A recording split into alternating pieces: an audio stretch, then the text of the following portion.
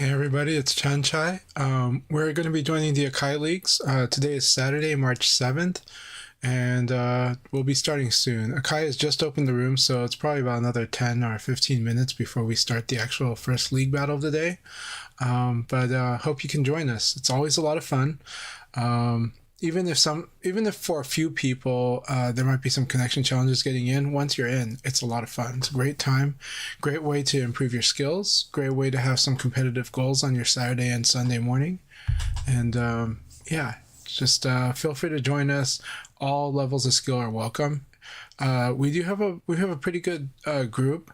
Quite a few of the final showdown era players. Um, so yeah, a lot of actually ultimate showdown era. So yeah, hey princess, good to see you. Hope you're doing really well. I'm getting set up, so right now I'm a little multitasking. I might be sounding distracted, but I'm doing pretty good. Also, fun announcement. Sega did put me on their social media promotion post yesterday. So you can see that on wherever they put their short videos. So on YouTube, it's in their short section. Facebook's kind of in their reels section. Instagram's posted there. TikTok's posted there. And X is posted there as well. So if you want to check it out, feel free. It is an honest, it's my honest thoughts. I do think that World Stage Mode is basically, in essence, they've brought back Virtua Fighter's Legendary Quest mode, and it hits a lot of the same notes. And so to me, that's the best mode in fighting games for single player. I think it's a wonderfully engaging mode. My personal hopes and vision for in the future is that something like that is blended into the general ecosystem of just how players play. And for me, that could include that if you went to certain areas, you'd be playing with a greater mix of players. But if you wanted to just, enjoy yourself, then sometimes you didn't even have to worry about it. You just play and you'll fight with whoever, bot or human, and enjoy it. But World Stage Mode is a single player mode. And it's a wonderful one where you challenge different arenas, and a lot of the players in there, a lot of the characters are based on real players. There's over 1,000, but it's awesome. It's wonderful, and I have seen an improvement at a lot of the people getting into Virtua Fighter with this one. The rate of growth is pretty fast because they realize when they play that mode will force you to realize how fast Virtua Fighter wants you to play. It's kind of harsh at first, but it kind of feels good. And once you feel that rhythm, once you feel that buffering, once you feel like you need to respond right away, it's so good. Hey, Alex Nostalgic, it's so good to see you. I am a big fan. Shout outs to Alex Nostalgics. They've done a lot of different videos covering lots of different topics. Their production skills amazing, but also their way of constructing a narrative is really awesome. And I don't know what they do for a living, but it feels like they must be doing something in the creative arts because of how good their all of that is. But also they just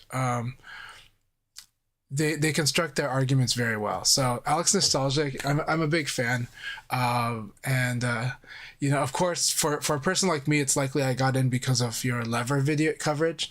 But I know you cover a lot of topics. I know that you're like much more than that, but that is how I got to know you or your content. Well, thank you very much. Thanks for checking out my stream. I'm kind of surprised, but I really honored to have you. Hope if you've had time to enjoy Virtua Fighter, I hope you've been really enjoying it. If you have any questions, I'm always happy to help.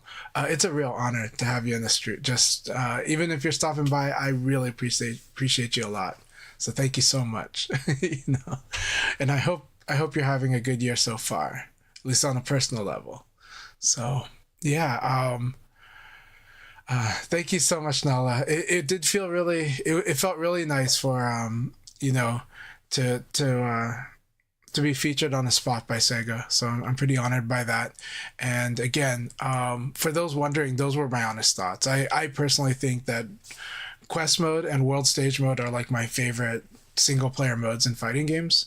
I know for some people, everyone has their different thing, right? Like, yeah, if you really wanted a fun ride of a story, I think Tekken 8 nails the story actually pretty good. Like, it's not that the story itself is so amazing, it's the ride that's so much fun, right? And so I think Tekken 8 does a good job with story.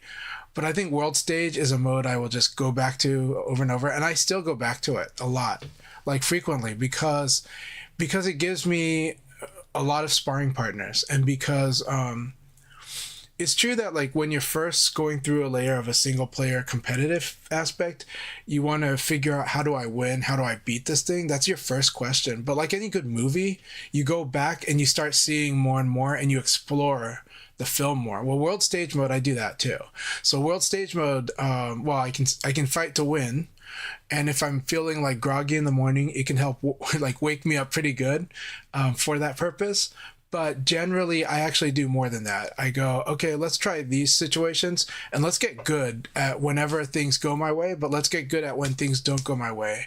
And I feel like that's one of the biggest difference in skill gaps in almost any fighting game, but especially in Virtua Fighter, is how well you do when things don't go your way, but also how well you do, how comfortable you are with different situations. So if there's a situation you're uncomfortable with, you force yourself into that to deal.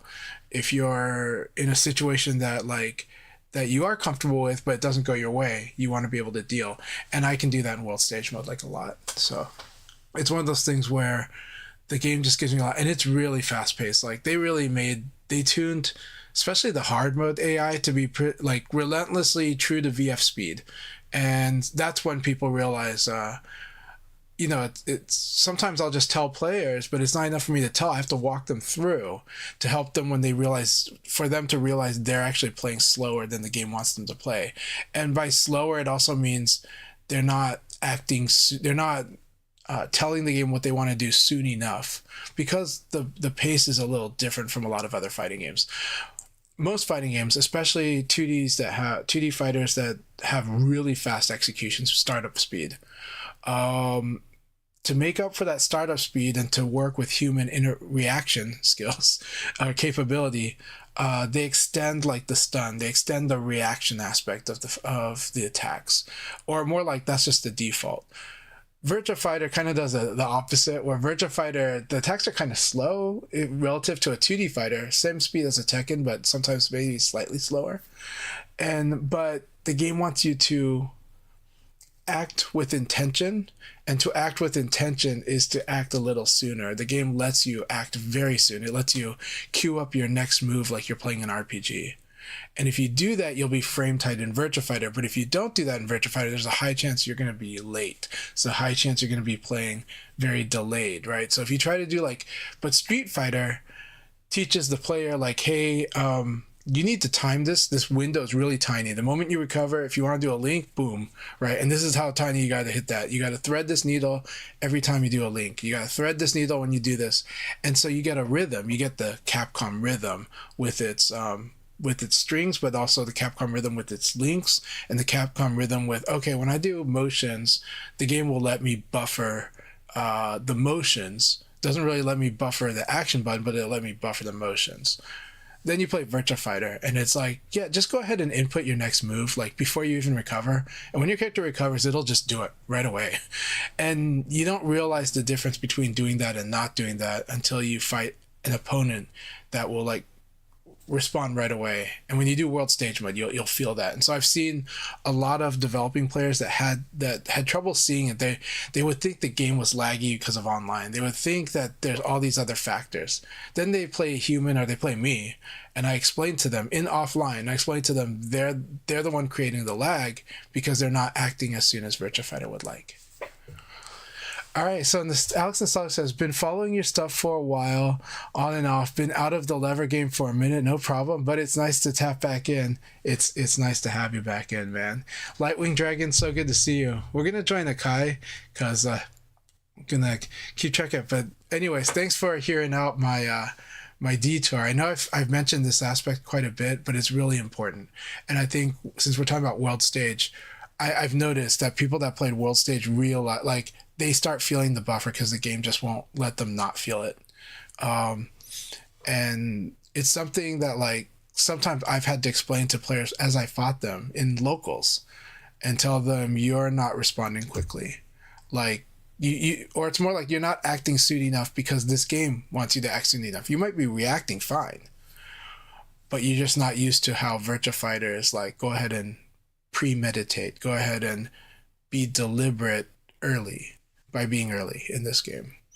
And when they do that, then they start going, oh, and they start understanding like why some stuff wasn't working or why they what they thought was janky was actually extra sharpness. It was they were the one that was playing for the game's way of playing delayed, and they didn't know it, and because of that it felt sluggish and clunky. And then when they got used to it, they realized, oh, okay, this game really wants you to be deliberate. And then you realize this game wants you to be deliberate, like not on a ba ba ba ba. Okay, now I go ba ba ba ba. Okay, now I go. No, Virtua Fighter's like, okay, what are you doing? Boom, what are you doing? Boom, what are you doing? Boom, what are you gonna do? Boom, what are you gonna do? And then that's when the player's like, this game is fast. And that's when the game people say this game is fast and it's sharp, is when they realize that they're playing on every other beat, as opposed to going through almost half of a measure before acting.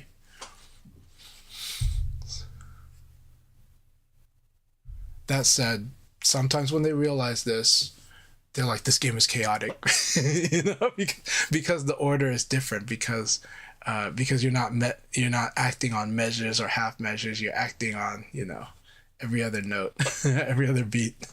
Actually, you're acting on every beat, if I'm being honest, because it's a rock paper scissors game.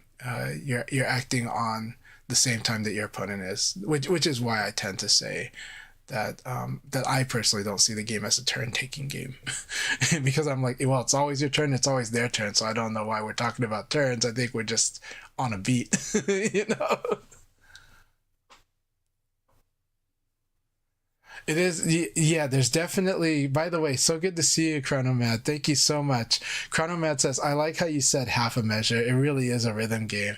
Yeah, I mean, if I said a full measure, people would be like, that's a lot. It's like, well, some games really do lock you, like, you have no agency for like a full measure, you know? Well, the agency you have is, do you want to die?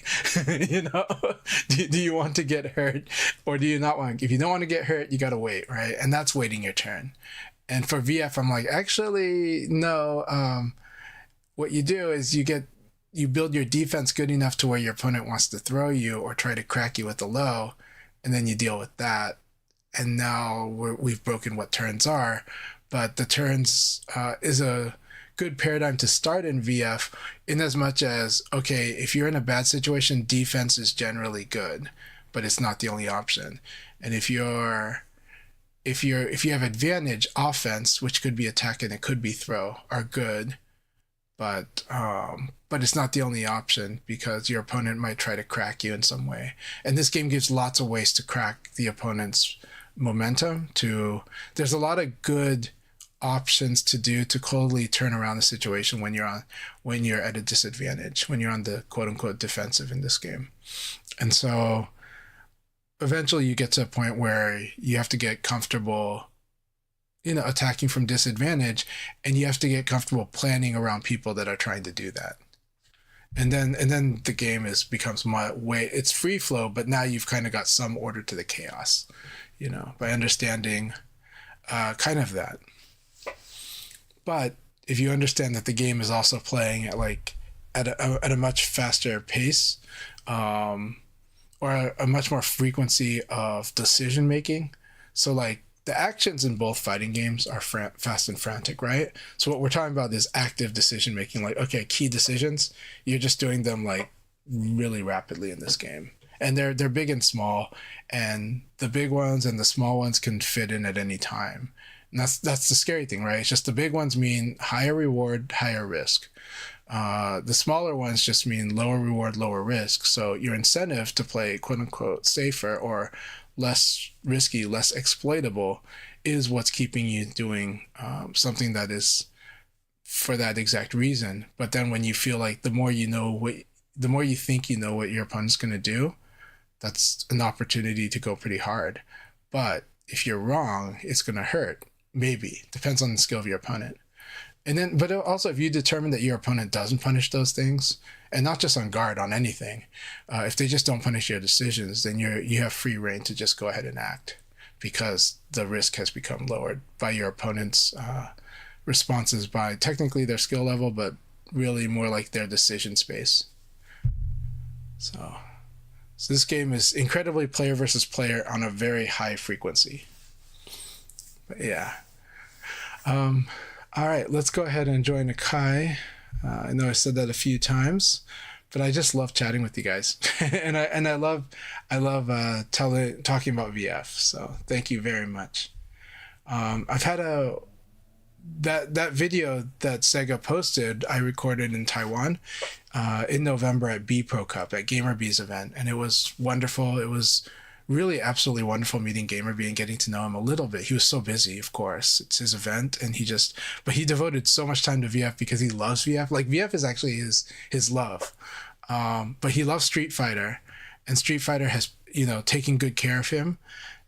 But Street Fighter is a game he loves as also, but he really loves Virtua Fighter, so he spent a good amount of time with us, like, throughout the event.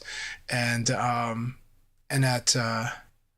at Tiger Uppercut, I was really honored that, like, while I was watching the rest of the tournament after I was out of the bracket, GamerBee just made like guns for me in the crowd, and we start chatting and catching up and have a wonderful time with that. And just it was just so good to see him in Thailand like a week after B Pro Cup.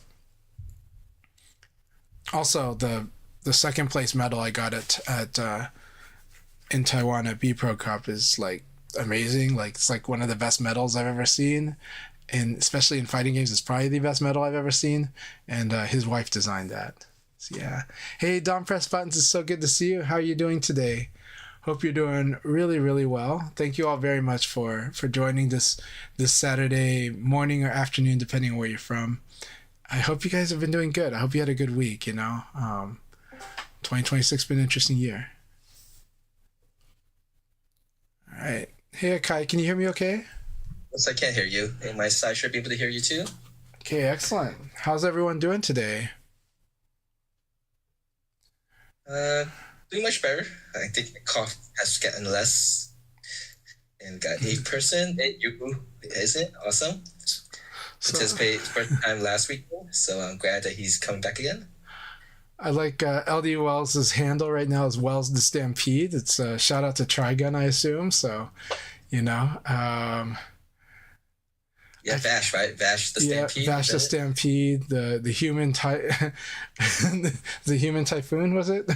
But yeah, I love Trigun. I had a lot of fun, but I watched that 25 years ago. But I really love it. I haven't watched the remake, the newer version. So yeah, just watch our stream. We're a bunch of 40-year-old people who are kind of still in the 90s and early 2000s. was that a late 90s or early 2000 show? Kind of both, right? Oh, okay. And some people actually not super young, but I think Gen Z, they might be familiar. Some of the gamers, the hardcore gamers, might be familiar with Gungrave, right? Gungrave was character design work was by the same character designer from Trigun. From Trigun. Mm-hmm. Yeah, and that was a Sega game that was a lot of fun. It's a very unique kind of action game, though. It has its unique pacing and flow. And you'd understand it once you play it. You're like, okay, this game is acting on its flow, which is true of a lot of Sega games from the 90s and early 2000s. All right, we are at the last match of Space Time and Go Into Shell. Once we finish this match, we'll start the North America League. So any last minute person want to join, please do so. And also check and make sure your guys' connections are fine. Let's see, is it 3 matches for North Europe? Let's see. Yeah, 3 matches before you start Europe. And a match between Space Time and Go Into Shell. We'll start after that match. And yeah, Marco's saying it's very late 90s for Trigun. Yeah, Alex Nostalgic asks, I think it was by Trigger. And Alex says, Gungrave was my favorite anime too long ago. Yeah, it is. Gungrave was really cool. The anime. I haven't watched the full anime though. Actually, I mostly know it from the game, but I should check out the anime, and I will do that. Um, by the way, give a shout outs to Akai's audience to for Alex Nostalgics. They are an awesome creator and many other things, and they've done a lot of cool videos in the fighting game community, and especially with levers and with levers specifically.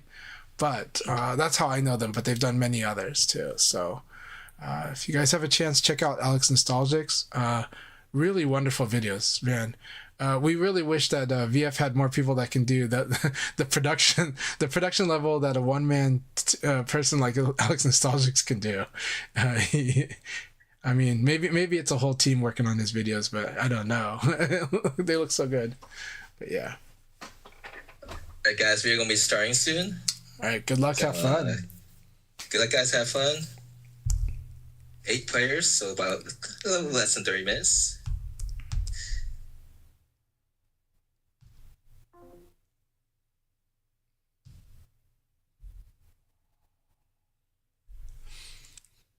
All right, here we go. Who are we up against first? We're gonna fight it. Oh, sweet, against Goat in the Shell. I totally forgot which player Goat in the Shell is. I know it's. I believe it's an alias. The TTV should be a hint. All right, here we go.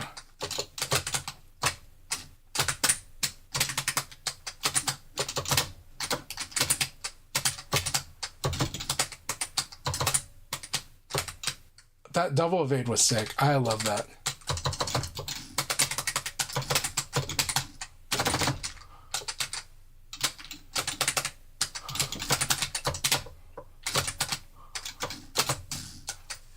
That's so much fun. I hope VF will capture you. I understand if you're waiting on the new VF. I will say that like when people do ask me like should I play the new game, it's like if it's interesting to you, you absolutely should, because I think it's amazing, of course. But on top of that, let me see here. It's fun when you use the second attack and they're expecting like the first.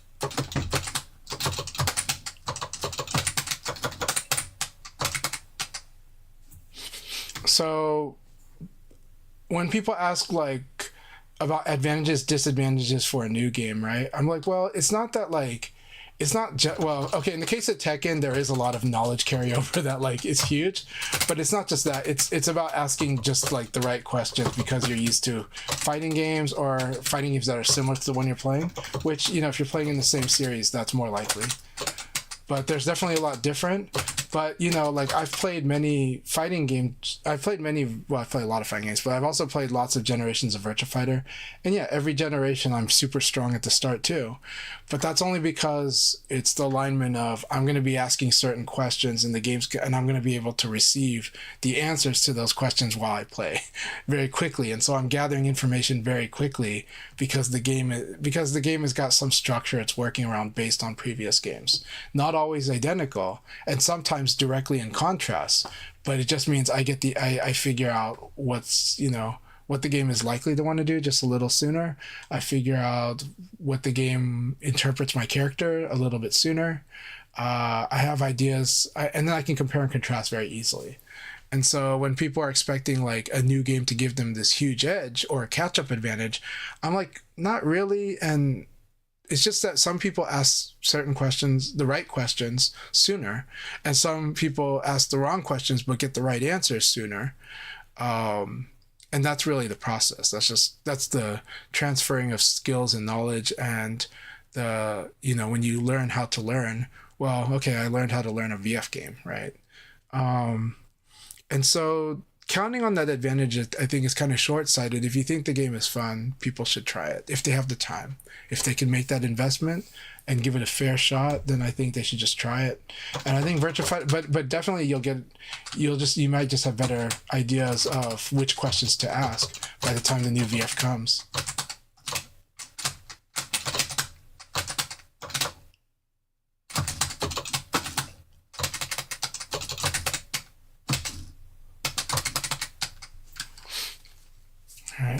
So XTN is a friend. They're on a new internet connection because they just recently moved. So I'm hoping everything's good, but so far everything's good on my connection.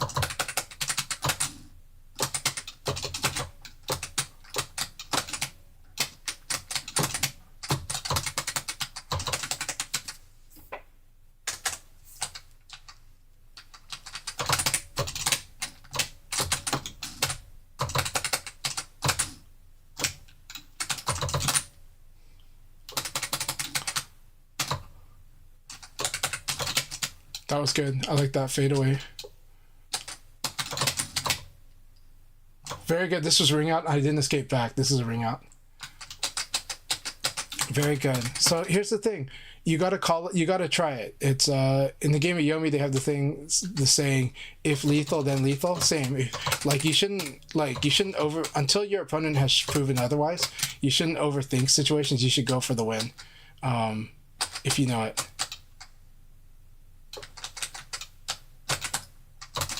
Otherwise, you would never call stuff out, right?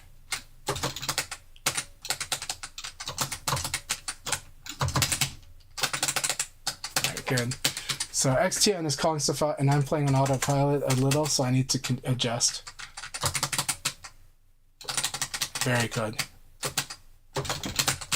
Oh, I'm so dead. This is like edge of the ring. Nope, that was ring out. Good game, XTN. That was awesome. So the connection was great. I had a lot of fun, and XTN made the right adjustments. Completely called me out. Now, Taka does have the advantage of damage, but I do think Leon can be very annoying if they can defend correctly in the right spots. Then I think Leon can do stuff like, well, elbow punch, punish, which is not as much as Taka, but it's still really good. It's better than what Leon normally has, and side turn. And the side turn pressure that Leon gives is really good, but on top of that, I think Leon can be very annoying for Taka. So I actually like the matchup, but I know that generally a lot of people think Taka's very strong in that matchup, and it's true when you're measuring just like on paper. But it's a very fun matchup to play. So.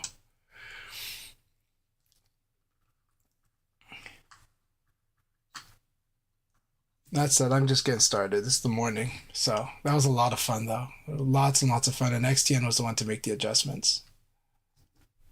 And this game, it's all those adjustments. So the Will Within has been a fun person to kind of chat with and read their posts in the Discord.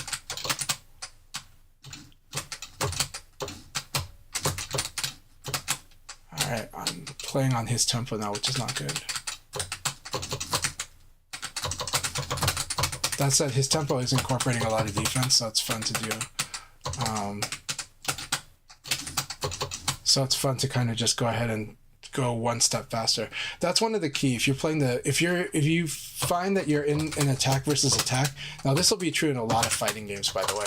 So this is true in Tekken, right? If you find yourself in in attack versus attack, meaning attack versus movement in attack, like a lot, then at that point, being one step faster is kind of like the thing that you want to be at in VF or in almost anything. So just like try to see what, it's just that in VF there's an actual triangle going on, and that triangle is basically,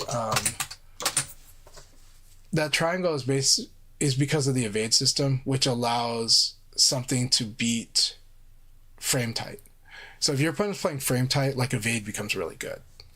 And so because of that, but the actual speed of the evade, when you combine evade with evade cancel into evade cancel attack as an option select, suddenly that's like that's a speed 2, and delay is a speed 1, and buffer was speed 0. So speed 0 beats speed 1 beats speed 2, and speed 2 actually beats speed 0.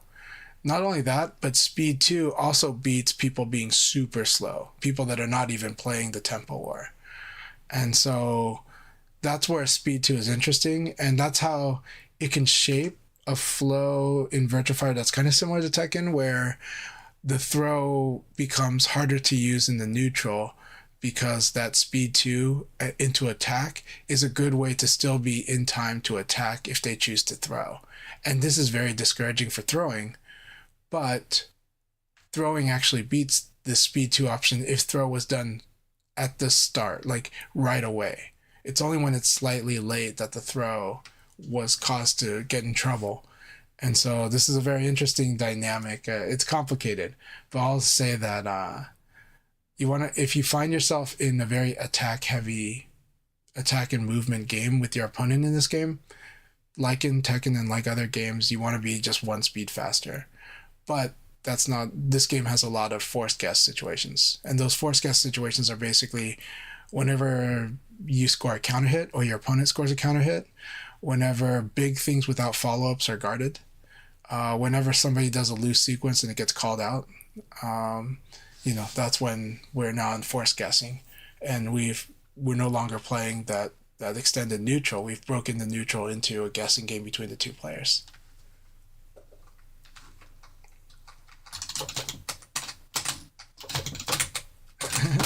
I hope you like the use of hopping French. Man, I like that. They're delayed. So they use a delayed evade. That's really good.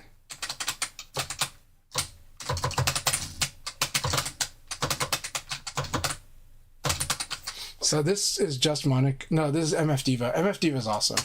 They've been doing really, really good. And they're not afraid to attack in the middle, which I like.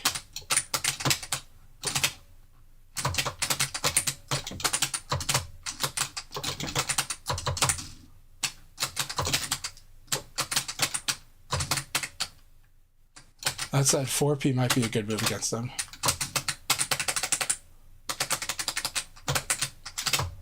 I used something that was evade punishable. I shouldn't, because they've been going for evade this whole time, which means like throwing is generally good if I can time it, right? And their throw escaping ability is probably not the strongest right now, not yet. But they're always going for evade. This is like actually, so here's what we'll do.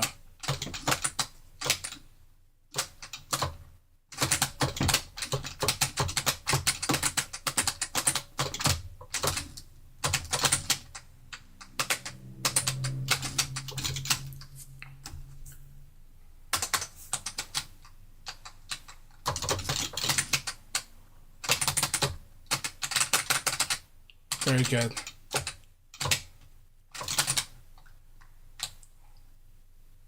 I like that they adjusted their throw escapes, by the way. It's really good. They're really using Akira's Okay.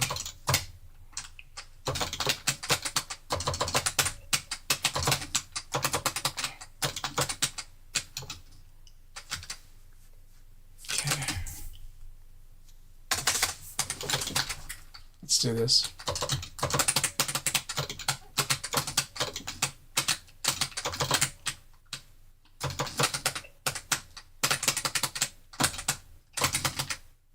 That was a really fun game. So I forced a lot of guessing, but what they were utilizing to good effect was Akira's evade into his 4-6P. They were just committing to it a lot, and so if they got hit, they would actually do it too. If they got counter hit, they would evade into 4-6P. So the adjustment I have to eventually make was to de-throw. Now they did escape back throw, but then I realized they're probably just escaping back throw, so I started doing forward throws and I was getting those, and then I did a back throw at a very certain moment. But that was really good, and I really like seeing a lot of what they're doing. And again, they're a person that's not afraid to attack when they get hit, which is what I love about their development. But also,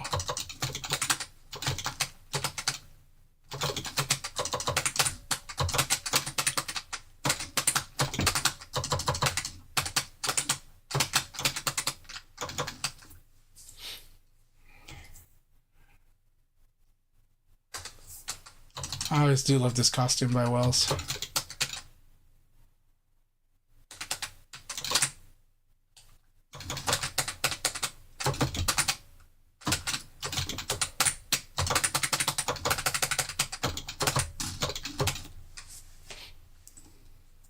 Hey, we're within. So good to see you. It was really fun fighting you. Hope you're doing well. How are you doing today?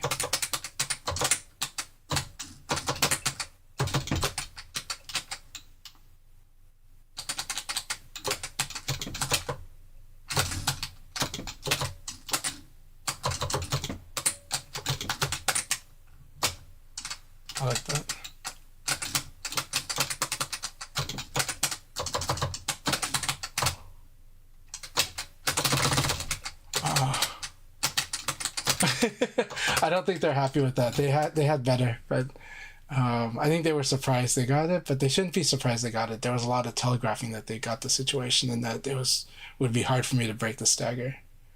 So very good. Good game, man. I'm glad to hear that, Wu Within. Glad to hear you're doing good. Yes, Ray Jarded. That is supposed to be Vash the Stampede, and that's also why LD Wells has changed their Steam nickname to user ID to Wells the Stampede. And so, yes, it is totally meant to be Vash the Stampede. Yeah, Wu Within says VF needs to be played with intentions, like you said, kind of different from other fighting games played. Right. I mean, yeah. I mean, eventually all fighting games have to be played with intentions, but there's a lot of games give you breathing room, and Virtua Fighter kind of doesn't give you breathing room, but that's kind of for me a real feeling of the fight is not feeling that. At high level play, of course, like Tekken and everything else will definitely give you that too, like because the players are making these like critical decisions in territories that they know where the fight is.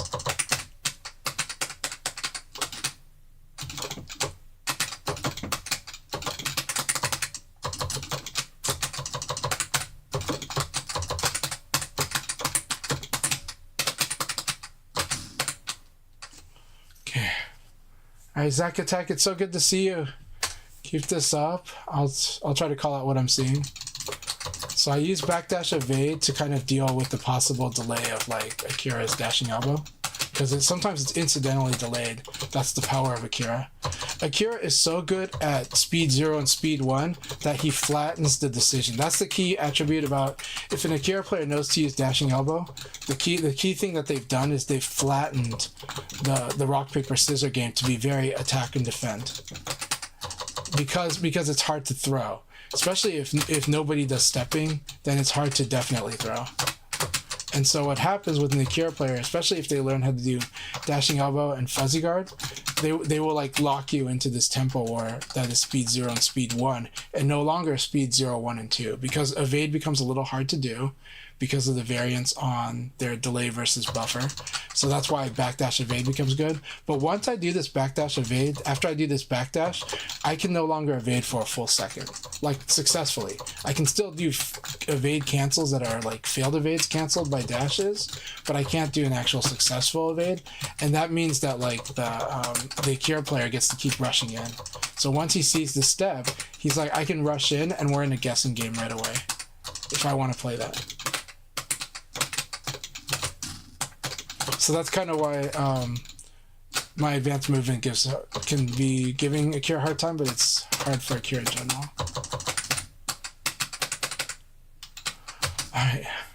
Alright, Zack Attack, sorry I made that really tough on you, but keep it up. You do want to get a little more deliberate in the action. I do recommend the dashing elbow more.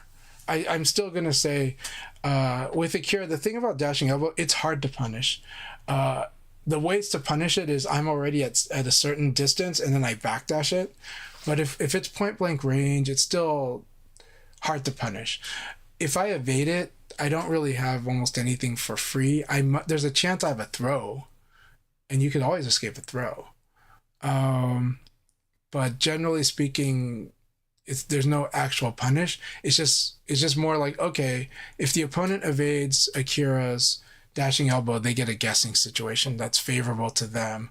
But Akira's guessing games are still brutal and lots of upside. That's why you'll see weird stuff like they'll do dashing elbow, get evaded, and they'll do force XP. Because if the opponent hesitated at all, they'll probably get hit by that force XP. And that's the intention, right? It's just this is a 2 moves ahead intention. I'm going to dashing elbow. If he evades, I'm going to force XP. And then these kind of intentions are very strong until you become more natural. Then they become really terrifying. Very good. Space time is always really scary.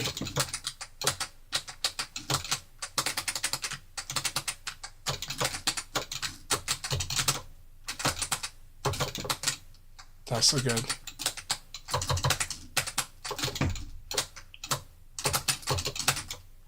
I like he's used to, he always calls out my backdash with 6-6p, and it's actually hard to punish. Like, even if I do backdash evade, there's a tendency that he might delay that into 6-6-6k.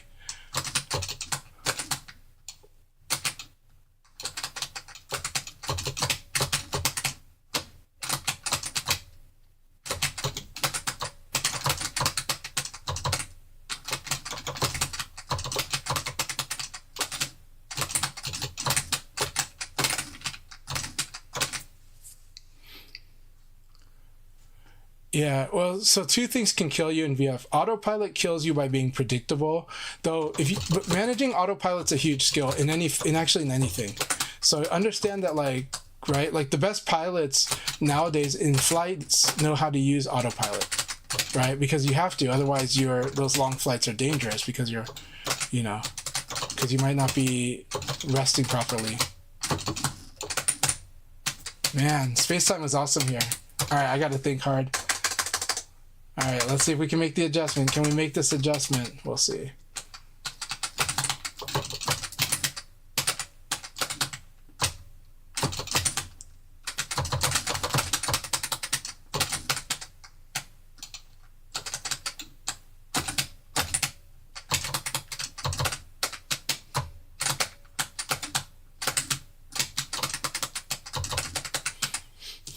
And so, but being predictable is what kills you more than the autopilot. Autopilot can be managed because there's many layers to it. I do a lot of it too. It's just that I have a lot of like quick subroutines, and I can control it, right? And that's actually important. In a game that plays as fast as VF, you need to be able to do that. It's really important.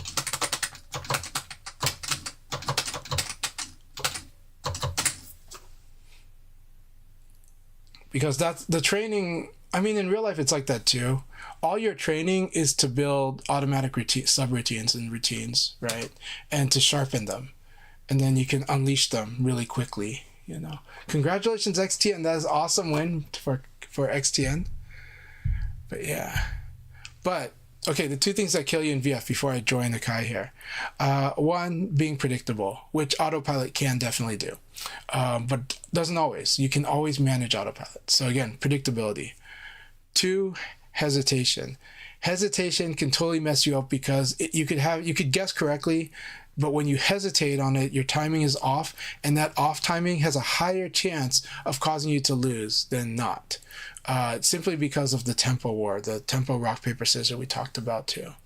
A lot of times those hesitations will kill in this game. And when you fight against Akira, you really know it. And when you play world stage mode, that hesitation will kill you.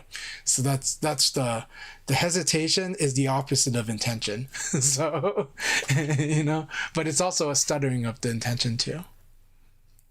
So Logan and Nestle. Logan and Nestle says, "Hey all, does anyone know a reason why it's immediately disconnecting me from other players when I come into the room? I've tried like 20 times. This is an unfortunate problem that World Stage has had ever since it's had crossplay. I don't know if it's because of easy anti-cheat. It's not permanent, but sometimes I've had to try, and sometimes I've had to restart the game, and sometimes I've had to restart the game a couple times. It sucks. As a community, we have been telling Sega like this is a big issue because it is making it a hassle for people to try to just have fun playing the game, and this situation was not existent before the World Stage release in October, so it is a big deal. They are working on it. I do believe they're working. Oh, I know they're working on it. But still, that said, we are still having great times. But it sucks when you have the experience you're having right now of like the game is just not letting me join the room. And so we ask for your patience. We encourage your patience as fellow community members. We encourage your patience. We cheer you to hang in there and keep trying because eventually you do get in. But then there's the game of if I see gray bars, one of us that sees the gray bar should reconnect to the room until we don't see gray bars, because the gray bar seems to be a good indicator of like a crash out happening. Whereas when we've had players manage to avoid the gray bars and to leave the room, come back in just for that reason alone, that has actually improved the stability of the room and reduced the chance we've seen a full crash out, because we've seen full crash outs of the rooms. I, I don't think it's like in the game's code, okay? Because this didn't exist before World Stage. But what happened with the release of World Stage? With the release of World Stage, the game started doing crossplay. And I'm not blaming crossplay by itself, but here's what I want. Here's how I see it. When the game goes into crossplay, and yes, there's many games that have crossplay that don't have to deal with this issue, or at least dealt with it long before we ever had to encounter them. Okay. When the game does crossplay, there is a negotiation happening between the developer and the platform holders. The platform holders being now Nintendo, but Steam, PlayStation, and Xbox. All four of these environments, because you kind of need or want their approval to use their network for crossplay. And they used to, like Sony, my understanding of Sony's policy, I don't know if it's now the same policy, but I know in the past, if you did crossplay, the amount of subsidizing that Sony would do for the server costs for your game is like, seems to be taken away. Like they're like, no, now you got to pay a certain amount. If you're doing crossplay, that's cool, but you got to pay a certain amount to us. And that's my understanding, right? And I believe that there might be some of that with everyone. Okay, so what am I getting at? So going into crossplay, it's probably new for Sega in terms of fighting games going into crossplay. And it's probably new for the team that was working on this particular game, which is not a big team, it's a small team. And they probably had a great functioning crossplay, but then the platform holders could have said, hey, you need to use something like an easy anti-cheat if you're going to do this. Now, that said, Sega has incentive to do easy anti-cheat because from my understanding, it looks like it reduces the amount of mods people put on their game. And eventually, while this game is not a DLC-driven game, like heavily driven, it has DLC, but that's not like the absolute core business model of this game. The business model of this game is the one buy it once, okay? But it does have DLC. But if the core model eventually was the DLC, like in the future Virtua Fighter, they would want to keep mods under control to a degree. Now, easy anti-cheat could be a one size fits all solution to all that. I don't know. And I don't know if easy anti-cheat is the reason we have these room instabilities. My feeling as a player and from playing a lot of these is that the game is being picky, more picky than it was before. And sometimes that's what we ask, right? Sometimes as players, we're like, hey, devs, why do you even let us have these bad connections? Like, I don't want my experience ruined when someone joins my public room and it's like they've got a whack connection and then everybody's got to leave the room and start over because this guy, and I want to keep it public. So then it could be that the game has a threshold in saying, hey, that connection doesn't look good. And maybe it has errors in doing that, but it's actually letting red bars in there. So I don't really know, but I want to bring that up because again, I'm not a dev. But that's just when I'm trying to sympathize with the devs. These are scenarios that I'm, as a fan and as someone's just casual observer, kind of like goes, maybe they're dealing with this stuff because this is a new challenge for them ever since crossplay. Now, easy anti-cheat is this thing sticking in front of us if we're playing on the Steam version, so it's going to be the first thing we're going to blame. And that it may or may not be the actual thing, but we do know that ever since World Stage release, the rooms have been less stable. And that's unfortunate because this game has amazing room modes like this. And we want more people to enjoy it because we found that this is a great way to get people into the community, more active, more wanting to play the game with other players of different skills and to shed some of their anxiety. And the challenge with this room issues is it's creating more anxiety and it's creating more disincentive to keep playing. And I don't want to discourage the game. I want to keep encouraging it. I want to take away all excuses, right? So that's what as community we keep trying to tell Sega through the stream, but also directly on their Discord. They have feedback. They've actually listened to a lot of the feedback on the Discord. Like, it's clear they're listening in a way that that we as VF players have never felt them listening before. They're listening a lot now. And World Stage, a lot of its features that were added to World Stage to the game were the stuff community had been asking for a lot, and goes above and beyond some of it too. So we no longer can say they're not listening to us. They've been listening to us for at least like 5 or 6 years. But but right now we're trying to be patient, and we're trying to encourage as many people to play as we can, and we're having a great time. Like, I'm having a blast. So if I'm balanced, it's one of those things where it's like 90% of the time the room's functioning for me. That 10% hurts, right? But this is true for restaurants. You will remember that bad experience at a restaurant. Like, you'll totally remember it. You'll remember more bad experiences than you'll remember great but not the best experiences. You'll remember the best experiences. As humans, our negativity bias will definitely remember the negative ones, and but the things that we love and passion will have us remembering the favorites. But the stuff that comes a little after the favorites might take a backseat to the most negative, right? And it's a survival mechanism too. Yeah. But look, Logan and Nestle, I do hope you'll be able to get there, and I do want Sega to fix this as soon as possible. I do know they're working on it, but I'm also like, man, like, please, please figure this out. I know it's not easy. I know it requires a lot of resources, but please. Thanks for hanging in there for 15 minutes, Logan Nestle. I really appreciate you a lot. And again, I'm not telling you got to keep hanging in there for this one, but I hope you'll join us later, and I hope it'll work out later, because we really would love to have you. Absolutely. But I do get this frustration because we feel it too. So Two Scoops of Face says, yeah, I'm a dev, and it looks like a poor distributed systems design to me. Good news is it should all be fixable. Absolutely. Yeah. So we all believe that that it is fixable and that it will be fixed, but it's just like, and trust me, like, this is the number one thing we're complaining about right now for a lot of us that are doing, like, Akai and I are definitely complaining about it quite a lot. And stressing it. We know that their communications teams and marketing teams are like busy people, and even their producers are like busy people. But and shuffling a lot of things. But we're like, this is a big deal. Like, it might not be your acquisition strategy, though, kind of is. But this is definitely strong on that first layer and second layer of retention, and those are definitely things you don't want to mess with. Especially at the numbers that VF is in, but in general, period. That first and second layer of retention is like huge. Actually, it's really important, because otherwise you wouldn't have, like, it undercuts any kind of sustainable growth.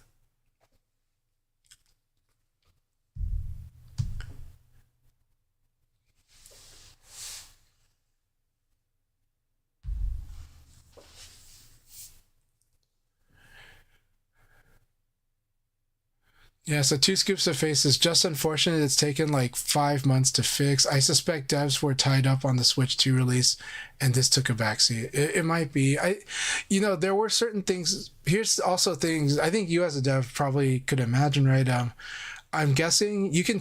I definitely want your feedback on this, but sometimes there are certain things that are higher priority. Like, the game not working on Linux is like a high priority, right? The game not working on Steam with the patch update is like a high priority, right?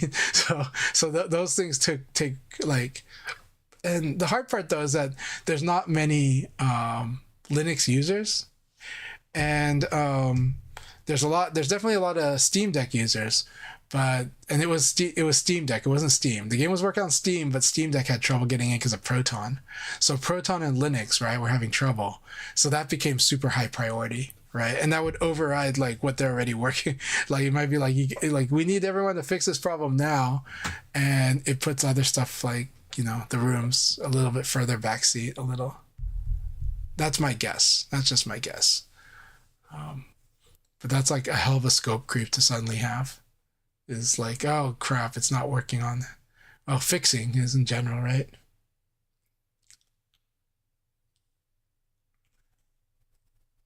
All right, we're gonna join Akai. Hear what he's got to say. Yeah, on that image. Hey Akai, sorry we got into some deep conversations on my chat, so. No, it's okay. No problem. Yeah. Two more matches before we begin both sides. So yeah, I think as for main people, the end more is going to be interesting with other regions. And one of the one of the reporters asked about the expansion of Evo to like Mexico and with Morocco and etc. And the way at least how it was translated is Alec is saying once the details of those events are more outlined and details of that emerges, and he hopes to make further announcements. So it sounds good for players that might not be able to travel to other places, be able to play in these events. I'm talking about the post global finals interviews. Awesome. With Tuncho and Aoki. I still need to read that translated, and I still need to read that translation. But it's really happy they did that. Go ahead, keep covering it because I want to more. No. So yeah, basically with Aoki was expect a pretty significant changes in the system and character balance. At least that's how it made it sound like. And also something that new players could enjoy too. So we're not sure what that exactly means. All right, one more match before we begin. Double check, guys, to see no one has great connections. And if you do, just kind of let me know so we could fix it before we begin. And if you guys want to just get some perspective from a very strong player, Chonchan, he did make some very interesting remarks. Like, for example, someone asked him, why do you always choose the stages without walls? And his answer was basically, Jackie is a strong with or without the wall. And so his focus was trying to play at the center of the stage and don't have to make things more complicated by playing near the edges and against other characters like Pi or etc. So that's why he always chooses stages without walls. It's a really good answer. And I mean, look, one of Jackie's defining features is his game actually, despite contrary to popular belief, he's just defined by having generally good moves. He doesn't really crush. He doesn't he's more straightforward actually than people want to give credit for, but he generally just has good moves. It's like his design. So with that, focusing on the middle of the stage, focusing on just making good decisions and winning combat, is generally that goes hand in hand together. And then you'll be able to ring out if the opponent overplays, right? So. And the open stage is the largest stage. When there's walls, the stages are a little bit smaller. Yeah. Excuse me. But it is true though that his wall game is scary because it's strong directly and it's strong at angles, especially at angles. So. All right, we're gonna begin the North America League now. All right, good luck, have fun, everyone. Good luck, guys, have fun, and players. So. All right, so it was nice to hear Akai for a little bit. Thank you all for hearing my rants. But yeah, that's an awesome question and answer between Aoki and Tonchan. So, all right, Zack Attack, here we go. Let's do this. Rising attack, low kicks are... Yeah, Akira's are, but it's fine. Oh, my pleasure. If you guys have any questions, I love answering them, or I love giving my takes on them at the very least. So I appreciate you guys so much. All right, Zack Attack, here we go. So I elbow back, what will you do? The hard part is when someone plays safe too, hard to know what to do, and it's like, well, understand that if I'm in defensive mode, you throw me. It's hard to know when to do it. Alright. So I took a huge gamble here. I understand though, if you do get better at timing the okizeme though, this uppercut would get blown up. So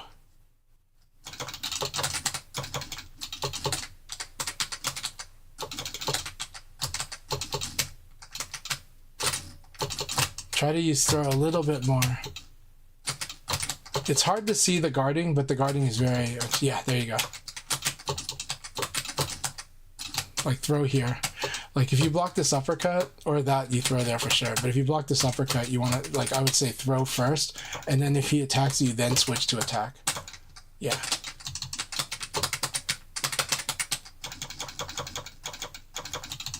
And so Leon's likely to see this uppercut after hitting you with low punch, like right here, right? And so see how I blocked what you did? That meant that I was going for a guard. That was my choice, was to guard. It wasn't automatic, it was a choice. In VF, very directly, remember, guarding is a choice. It is a decision. So it is, and all decisions can be attacked. So a lot of times in a lot of fighting games, it's a default, especially when the reason people like back to block is because they want to run away and guard at the same time. And that because that feels safe, because you're not thinking about the logic of the game so much as the idea of running away from risk, right? You're like, I want to be safe. That's why back to block is so appealing. But in a fighting mentality, guard button is much more deliberate, right? And is a choice, and you can attack this choice.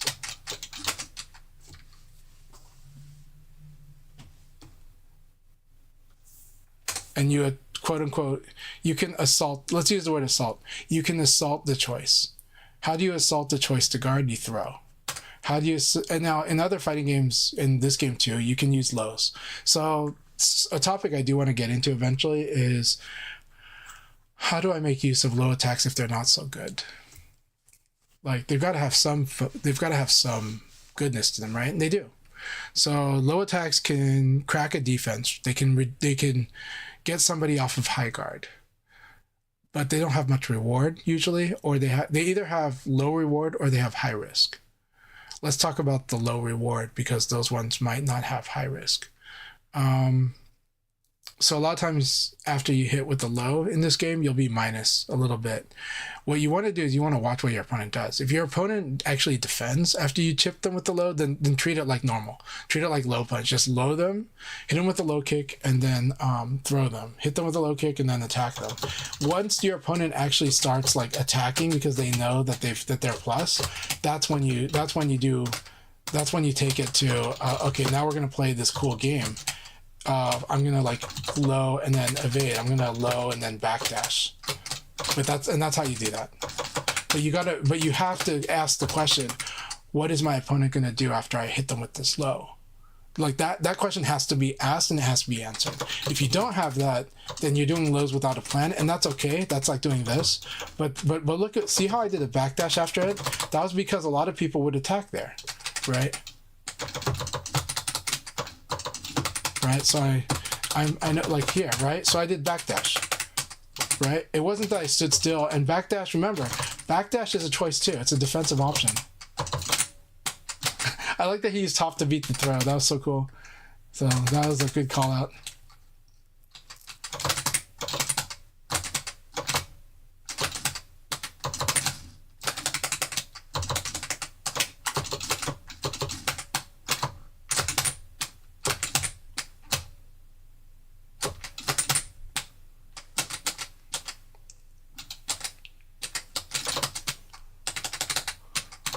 Alright, good round. I thought that was good.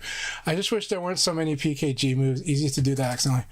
I think depends on your control scheme, and I get it, especially on pad. I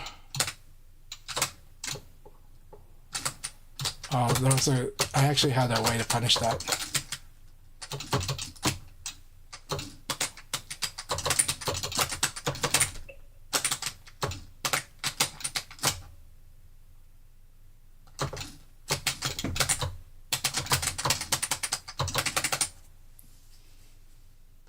Yeah, Jackie's one piece is a really good low, and so it's the same thing. He'll like to set up an evade or a backdash if he knows you attack after it.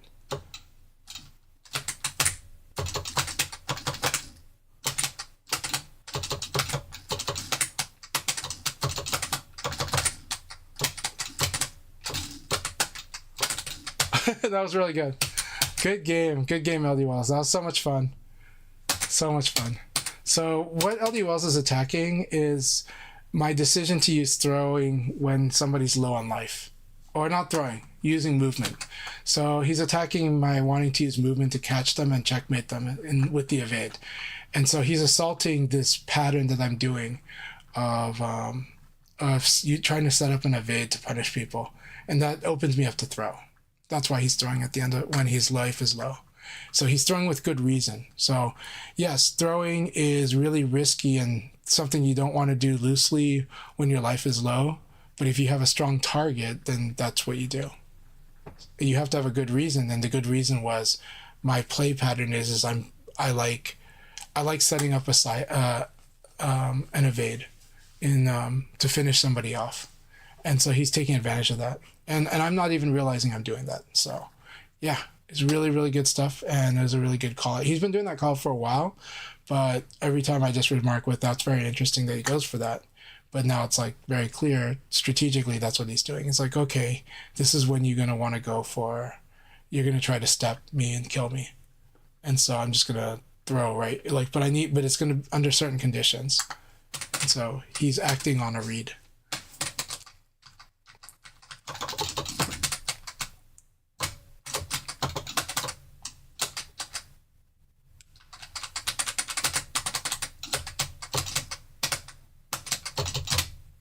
Very good.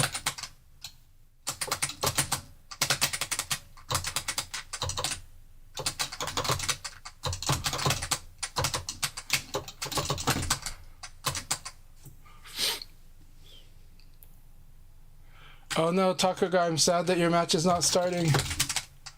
That really sucks. I always like having Taco Guy in our leagues, and I always love fighting him.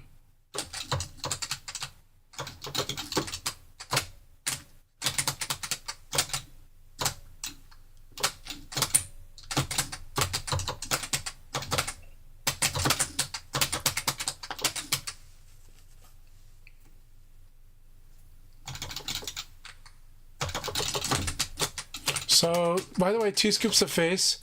When the opponent rolls away from you, that's when they're minus 15. It's when they roll away first, except for Akira. Akira's a little different.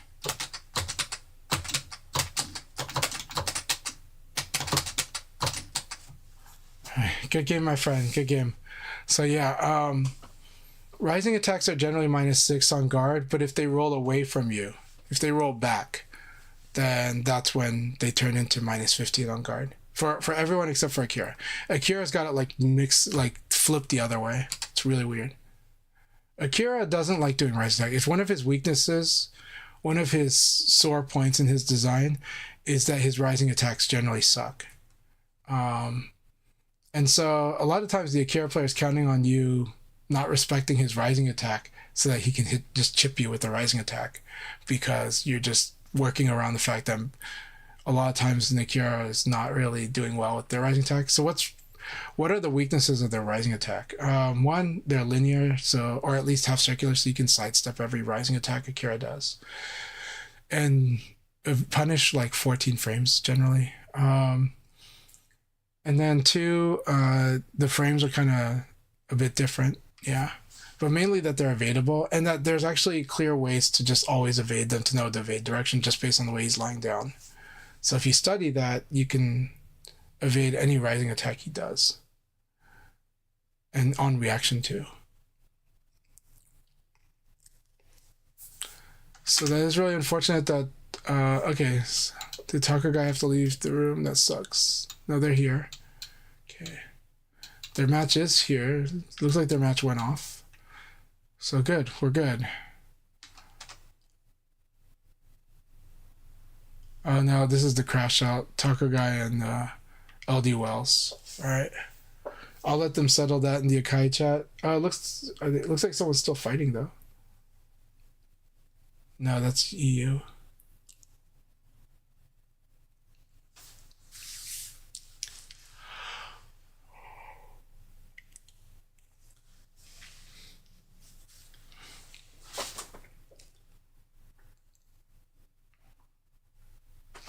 Oh, I forgot to put on the YouTube chat. I'm sorry. Let me check on my YouTube channel to see what chat I missed. I apologize for anybody that was watching on YouTube that chatted in YouTube.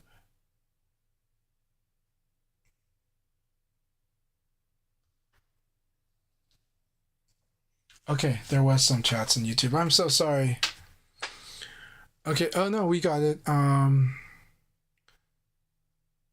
Yeah. So the message is from which I think is Tech News. Logan Nestle.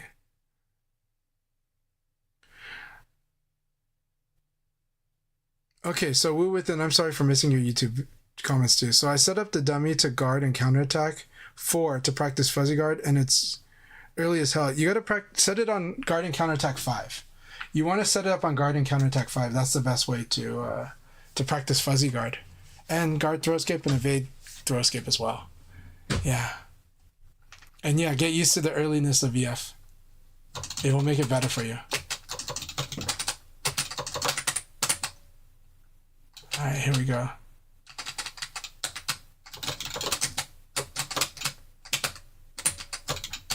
That was really cool.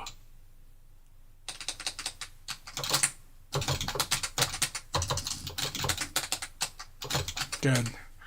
So Devo plays with very strong, like, if I see this move, this is what I do.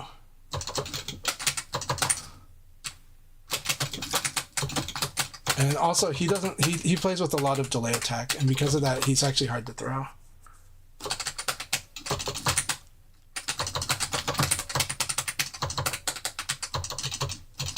Which is how Akira should be. And okay, we'll change our options here.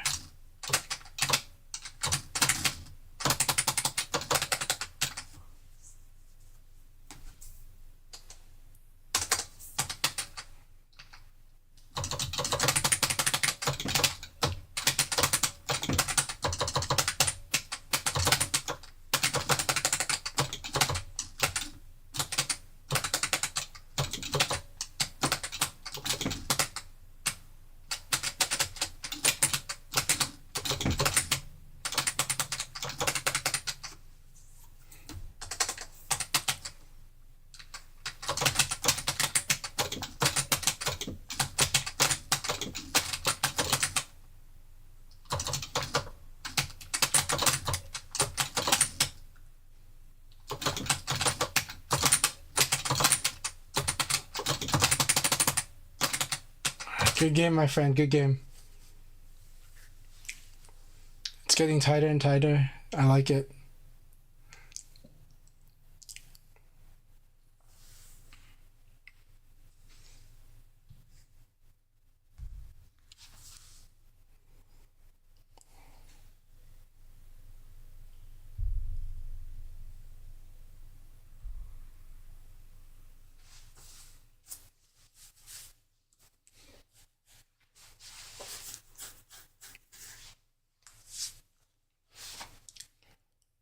I definitely need to go get something to drink soon, but we'll do that after the league battle.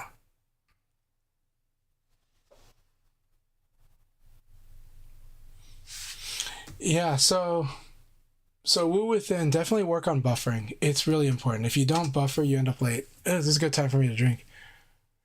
Also, Taco Guy, thank you for taking one for the room. I'm really sorry. I know between you and LD Wells, the request would be for you to do it because I don't know, actually. I think you and LD Wells both have a good record, so that's terrible.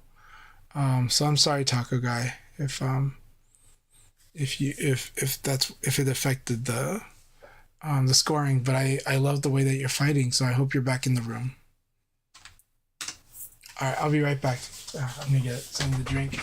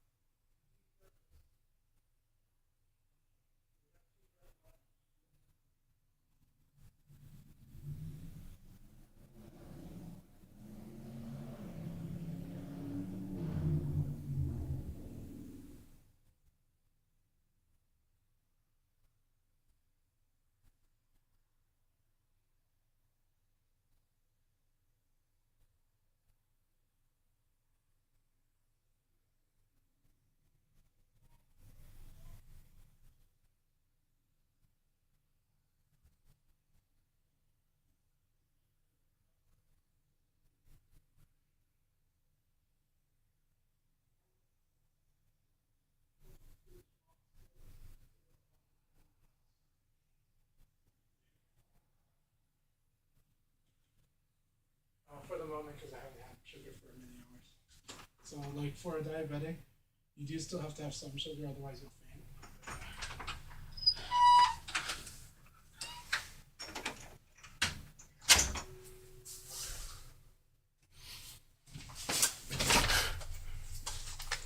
Okay.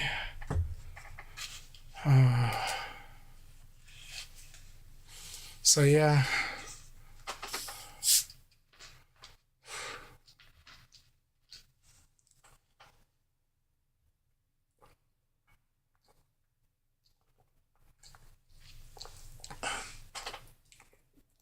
Two scoops. How comfortable are you feeling with Sarah 2P plus K? Are you setting up a lot of win situations with it?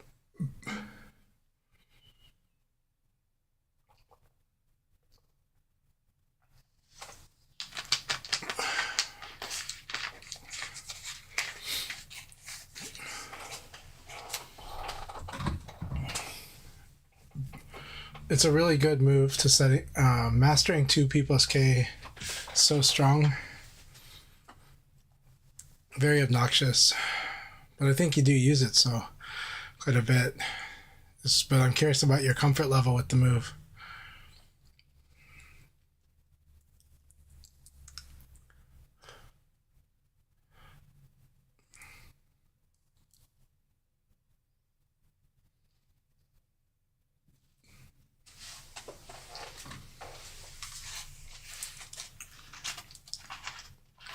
All right, here we go against Wells again.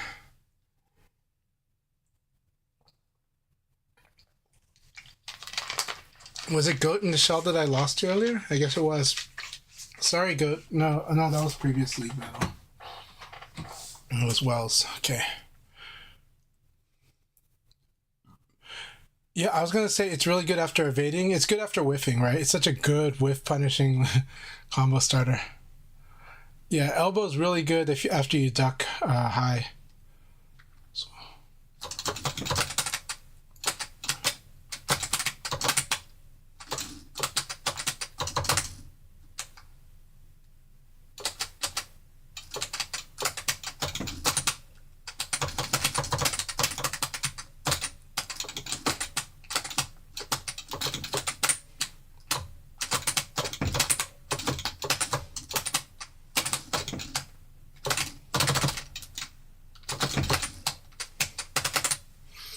Hard part about fighting Lei Fei is that he's forcing you to guess like a lot more than you want.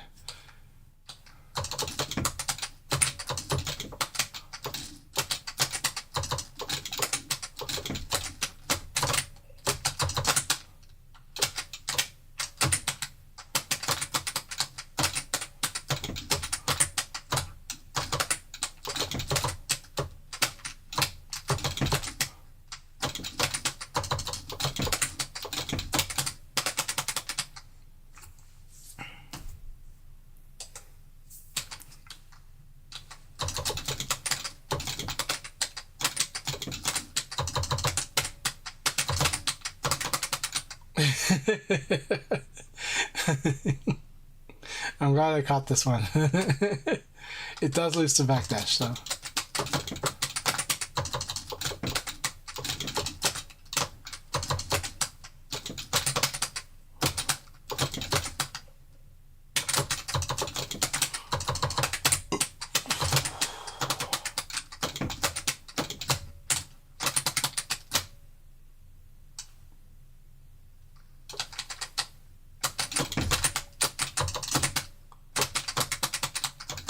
Alright. Yeah, to me. Good games, my friend. Good games.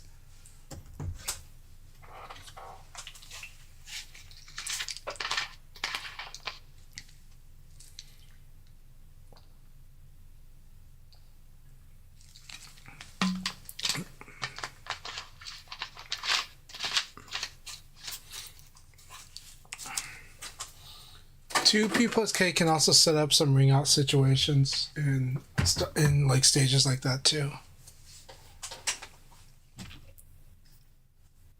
It's not like amazing at it, but it's possible. So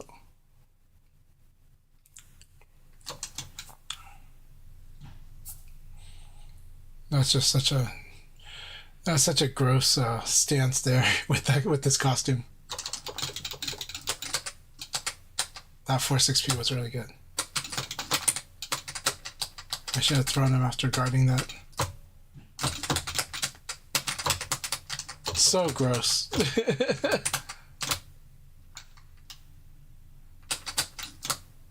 That was awesome. Hectic Fall played that round amazing.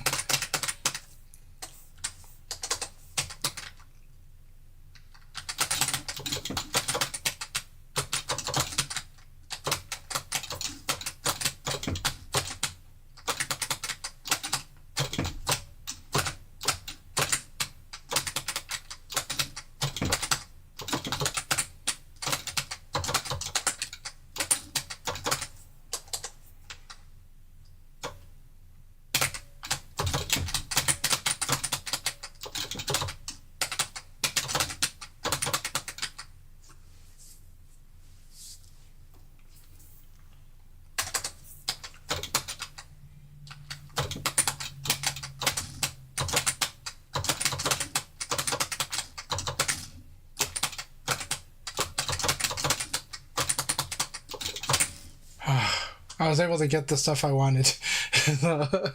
Good games, Hectic Fall. Good games. Very scary. The costume's kind of gross though.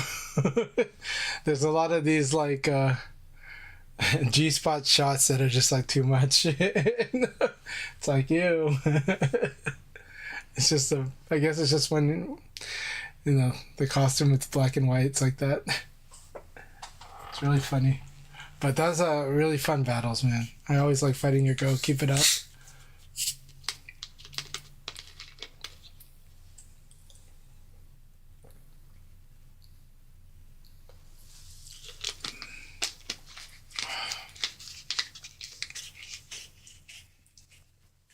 Feeling better right now.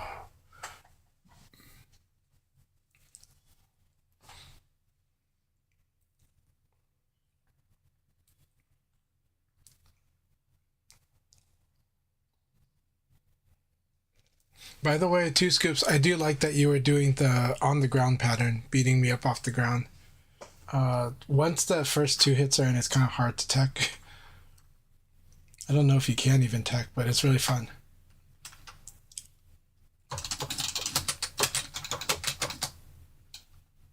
We're within, that was awesome.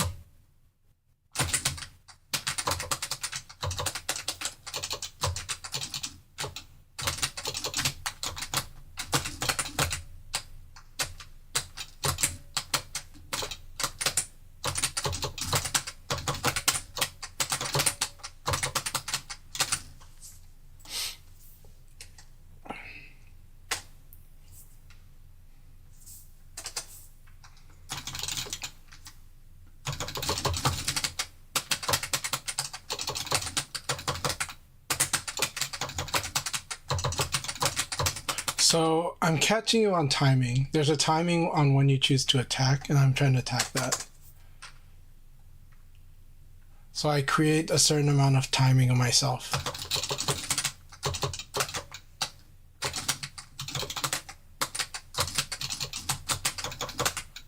Good.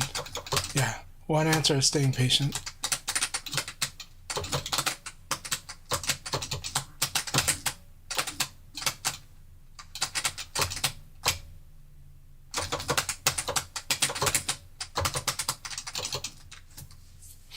Alright, good game, Way Within. Good game, good adjustments. Keep it up.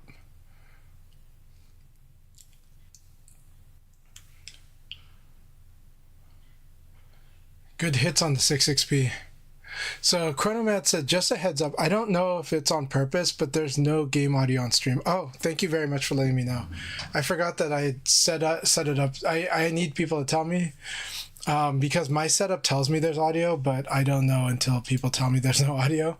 But let's reroute the audio in this game to where it will definitely be. So we'll do this. So this is external audio.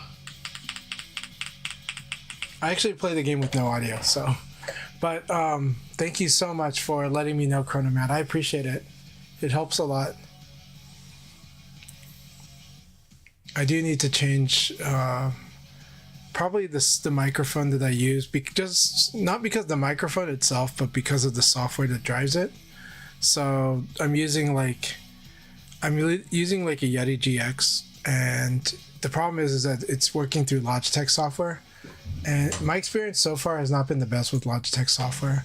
With the Logitech software here, it sometimes will just, I don't know. There's a lot of things. The other element too is my audio routing software, which is not Logitech. That one, for some reason, is just, the mic has just been picking up separately on that. I don't know what's going on there. Thank you so much. Thank you very much.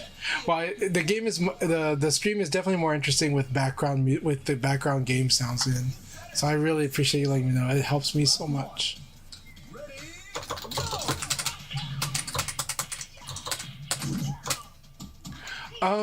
Okay, playing with audio. We'll talk about it after the round. I will say that this game, audio is definitely going to help you react better, because you react to audio faster than you react to visual.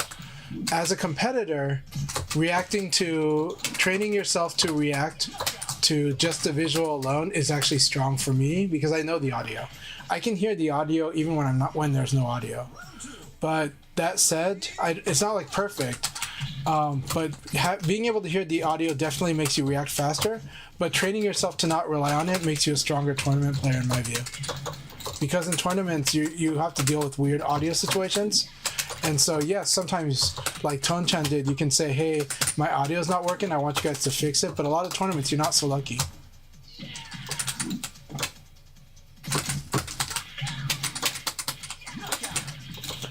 And so, not a lot of tournaments will accommodate you. Now, Mike was able to do it on our match, but he was shocked when he found out that I train without audio. And that's because you react faster, and then the audio will make you react even faster if you do have it. But I think you have an edge if you're better without it.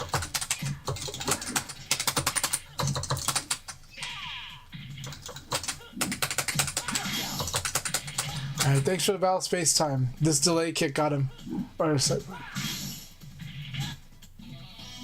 It is a big difference, yeah. So for me, I'm strong with the audio, of course, but I've been able to beat people without the audio that are playing with audio like very frequently, and at high level too. So I would say for me, as a developing player, use the audio. The more stimulated you are correctly and knowing the decisions and getting comfortable with that, you should be doing that. You should be doing everything that helps you. When you get to a certain performance level, and if you're playing in tournaments more often, you want to then get good at, because now you know how the game should play and you're confident in your ability to execute, then you want to start training yourself to be stronger than the norm. And so that is training without audio sometimes. That's sometimes watching videos at high speed and then watching videos at slow speed for different reasons. And that's, and then you want to, there's a lot of things you want to do to performance tune yourself. And so, and to improve how you respond to different things and your resiliency as a player. But that's stuff you do after you've had a strong foundation.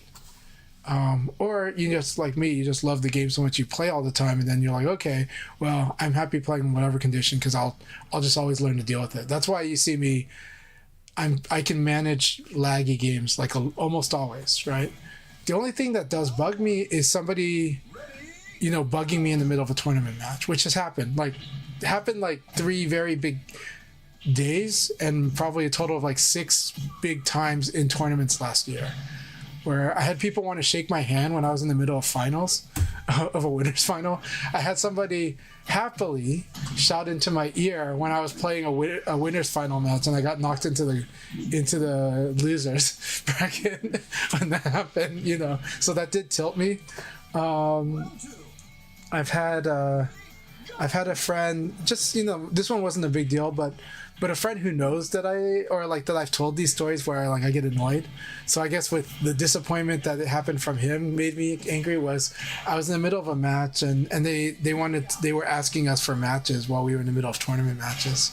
And I kind of yelled at him in public, but that's because I was just like, you of all people, like I told you how much like this stuff annoys me, so, but he didn't know. He didn't know. He thought we were playing casuals on the tournament setups. So, and tournament casuals on tournament setups happens a lot, but you know what? There's still a lot of tournament matches going on.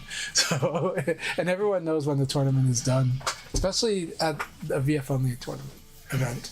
So yeah, but I love that friend, and I'm not mad at him. Just in the moment, I was heated and pissed, but I was okay after that.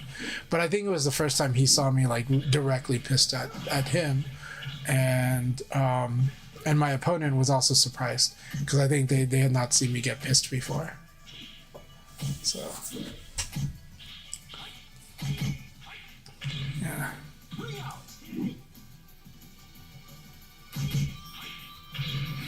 I think the audio is useful for Blaze, but you have to learn what that timing of that audio is.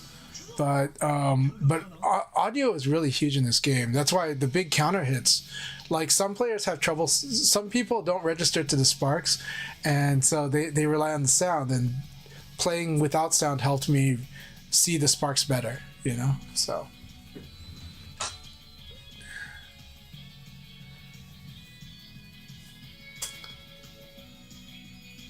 So when the move has a hiss sound, it's usually a full circular attack. Usually, not always, but it's usually a full circular attack that goes whoosh. Yeah. And a lot of those full circular attacks can actually be evade canceled into guard against, but if you do that early. So sometimes just knowing that will a lot of times put it this way: that hiss sound. Imagine you're playing Tekken 8 and that hiss sound has basically told you you've been cycloned. That's what's happening. It's kind of giving you a good hint about what the knockdown is. Now I can visually see it, so I don't need that sound, but that sound can be seen as an indicator for I'm getting spun up in the air.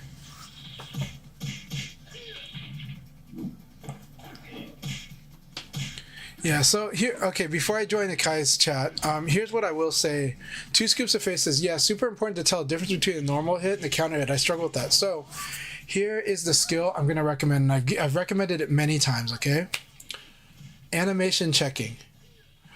People are used to hit confirming. If you play, as I talked about earlier about the design of 2D fighters and some others, and Tekken as well, hit confirming is really focused on in those games. But in Virtua Fighter, intention, decision-making, commitment are important in this game. So instead, you can add to your hit confirm with animation checking. And you can make the decision before hit confirming with the animation checking if you want, but you can also add them together. Animation checking is watching your opponent's character while your character is doing its thing. So I'm Leon. I do elbow. Elbow punch is not guaranteed, is not hit confirmable. I cannot do elbow and when it hits, press punch to do the elbow punch. It doesn't work. The move is not designed to work that way. If I want to do 6 PP, I need to commit. So why is it that my accuracy rate's higher than average with that? And why is it that strong Leon players have a higher than average rate of when to do it? Animation checking. So what are the animation checking? Well, the two conditions for 6 PP are simple, and they're the ones that are actually very animation checkable. They are crouch hit. Is the opponent crouching while I do the elbow? Bingo. There's a high chance they're not going to stand guard it, but maybe they will, but that's okay. But crouch, right? Especially now if they whiffed a low attack, and I can probably 6 PP that. So crouch hit, easy to see if I'm looking to see if they're crouching before my hit. Counter hit. Counter hit means they're probably attacking before I hit them. If I see them into an attack animation or something that really looks like an attack animation, I can go ahead and hit that second punch button. That's animation checking. I'm watching to see and I'm predicting the result based on what I see on the screen. And then I make a commitment pretty early. And that is very strong in this game. Very, very strong. It's very strong when you interrupt with high jab. I'm doing a high jab, but I see the late attack animation.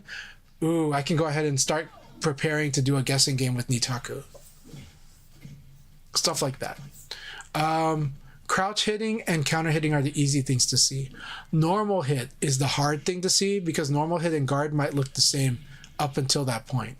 If the opponent's doing nothing, this is why at high level, the person that's watching, that's moving and watching, that's why they suddenly lose to some weird stuff like the guy waiting and doing something to do something, because you can't really confirm off of someone doing nothing.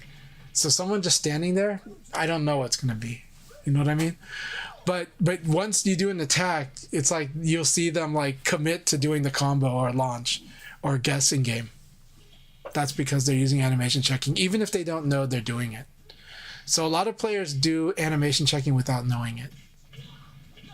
Yeah, so work on that. Your Sarah will benefit a huge amount. It will also improve, like when you do crouch dash to do a neutral fuzzy, and you see high attack, then you're like, oh, I can 2P plus K now. You'll be like, oh, they're about to duck, like I'm about to duck a high, I can 2P plus KK into combo, or I can 1K if I'm early enough. So that's the skill you want. You want to be watch your opponent's character. Watch your opponent's character all the time. You don't need to watch your character. Look, Street Fighter 6, you got to look at like 6 points on the screen. Virtua Fighter, you only really need to look at one half of the screen, and that's your opponent's half. That's all you need to see. All other information can be derived just from what's on your opponent's half of the screen. It's very simple in VF, yeah. Before we begin the North America room, Europe status has already started. Let's see. Speaking about Tone Chan's interview, another thing that was interesting was that the interview was asking like if how can people defeat you when play against you, and he said a lot of people has tendency to be kind of flow chart, so not necessarily reading your opponent. The famous word that usually kind of associate when people talk about Virtua Fighter is back in the day was Yomi. The way which is reading your opponent, the literal translation. One thing is, I think when he's referring to Yomi, it's more about anticipating what your opponent's tendencies are, because you want to basically play based on what your opponent does. And that's one thing that he wrote, is like he doesn't like playing against people he's not familiar with, because he, it's that reading of your opponent. So more matches he play against someone, he has more knowing the opponent's tendencies. And so I do think there's more about it's predicting and guessing what opponent does, because and not necessarily on reactions, which reaction is very important for the game. But he also mentioned that he is getting older. His reaction time is much slower than when he was younger. But Virtua Fighter is a game that really is all about paper, rock, scissors, and so he hopes to continue playing this game in the long run.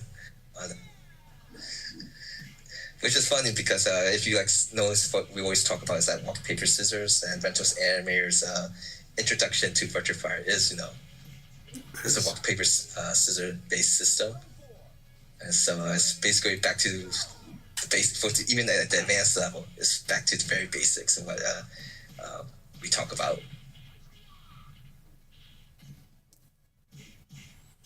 I think I hear Chen Chai's button pressing here. You're hearing the game audio. Sorry. I'll lower the game audio. But yeah, no, I'm here. It was a great that was a great question and answer by him. And basically, yeah, it's about the Yomi. He's hoping to keep playing rock, paper, scissors into old age. Me too. VF's foundation is rock, paper, scissors. And so it's, if you can understand the opponent's logic, then you have places to apply Yomi, places to apply your reads on them. If your opponent is, as long as your opponent's predictable, you can attack what they're doing very predictably. And this game has always rewarded that. People might say that's true for all fighting games, and it is, but VF just has you doing this like all the time on small and big situations. And so, and that's why people feel it can be chaotic for them because of because how directly they themselves can be assaulted for if they're not making decisions, they'll be assaulted for what they're doing by default. Yeah. And so, yeah. It's a speed guessing game with Virtua Fire, and more so than I think compared to some other fighting games. Yeah. I don't know. It's very rapid fire, rock, paper, scissors. Go ahead, sorry. No problem. Basically, same thing what I was going to say too. Especially some matches can just be one guess, and the game could be finished in 4 seconds. Yeah. Well, it's, a lot of other fighting games, they have their guessing points, and they have them at very specific moments, right? And VF just happens to have it happening all the time, big and small. And it can be as big or as small as you want it to be, but it's happening like a lot. And then, but because of that rapid amount of interaction though, then kind of the big factor becomes risk and reward play, meaning scaling your reward and scaling your risk according to your opponent. But at the end of the day though, if your opponent outguesses, no matter how good you are on risk reward, if your opponent outguesses you every time, you will lose.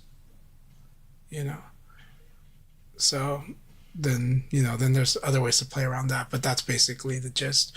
But I like that Tonchan brings it back to the Yomi, because it's true that like I think it's important for him to say it actually, because a lot of times the discussion's always going to be how can we do the skillful thing, because those are the things we can latch onto, those are the differentiators, right?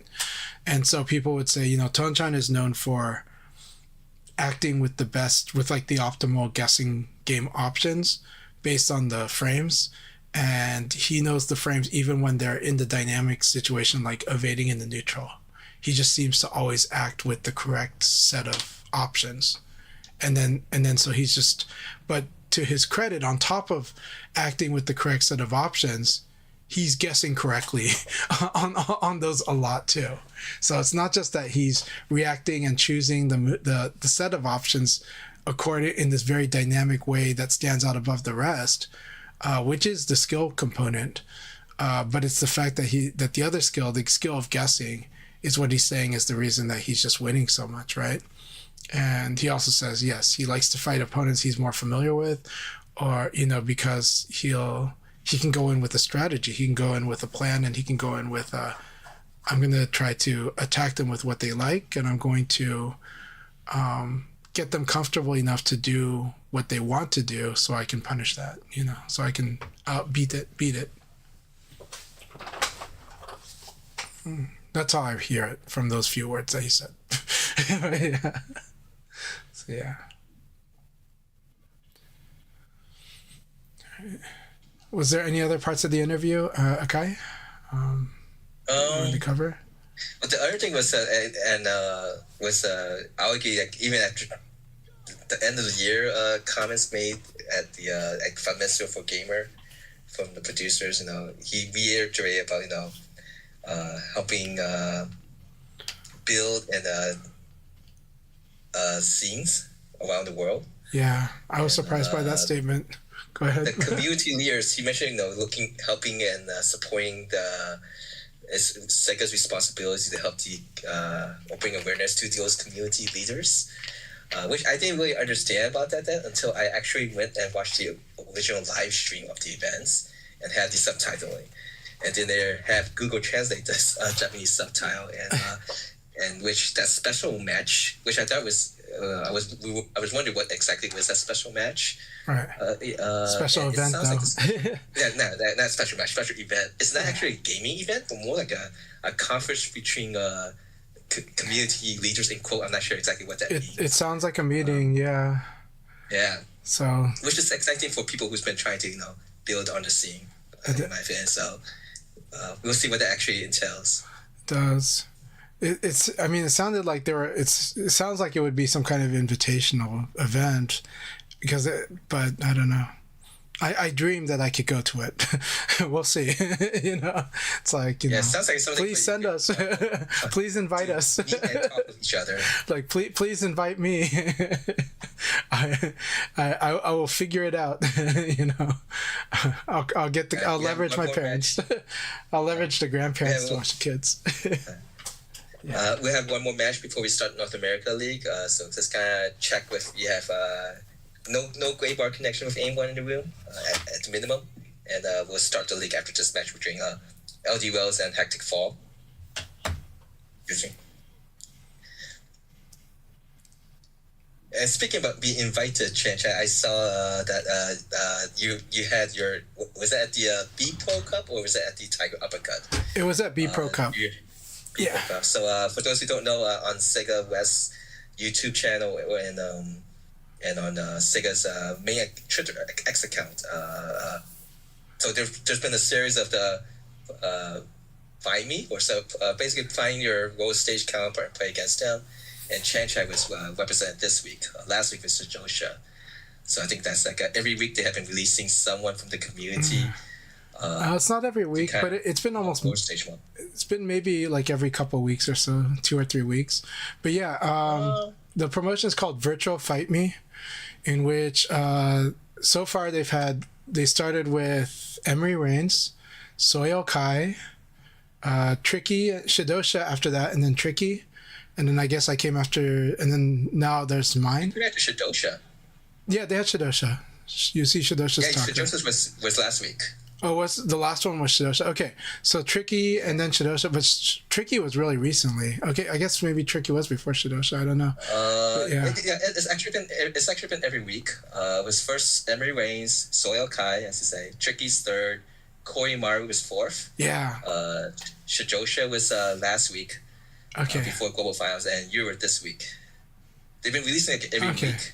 Yours is like 1 day late. Yeah, and shout out that there was Tricky as well. So yeah, Tricky happened as well. February 12th. February 12th is Tricky. It's very fitting. So yeah, it's been a fun. That was fun to do, and so yes, I recorded that I do want to tell everyone, I recorded that at B Pro Cup, as you can tell in the video. Two, because some people have asked me, those are my honest thoughts. For me, Virtua Fighter 4 Evolution's quest mode, and I consider World Stage mode to be the latest iteration, and what they could manage for the scale and scope they could manage for Revo World Stage. But of course, I expect more in the future. But it is my favorite single player mode in fighting games. You can always go back to it. It's always fun for me. So that's why I highly recommend it. And I've seen a lot of players get better because they play it and they realize you got to buffer and they realize how fast you got to play. All right, good luck. Have fun, everyone. Yep, good luck, guys. Have fun. 9 players, so everyone gets a bye.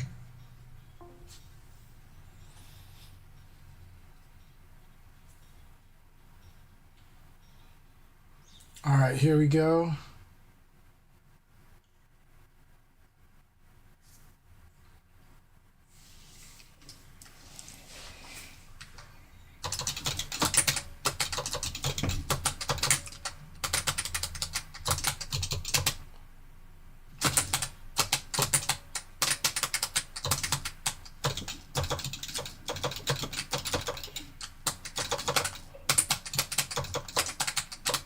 Very good. Oh. The reach of this uppercut is surprising for a lot of people.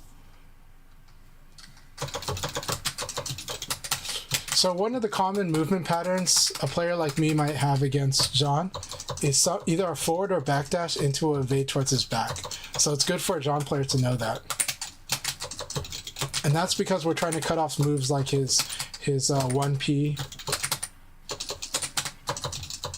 So that's why my default movement is see where Jean's back is. Or do you see his front foot? Stare at the character's front foot. I'm evading where that front foot is. So the front foot is down. Backdash to evade down, right? And so I did backdash evade to create a delay enough so that even if he delayed attack, it would be fine.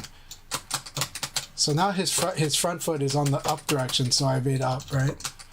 So again, up. Now he actually has good half circulars. It's just that it takes a while for a Jean player to develop the skills and this knowing which situations those moves are good at.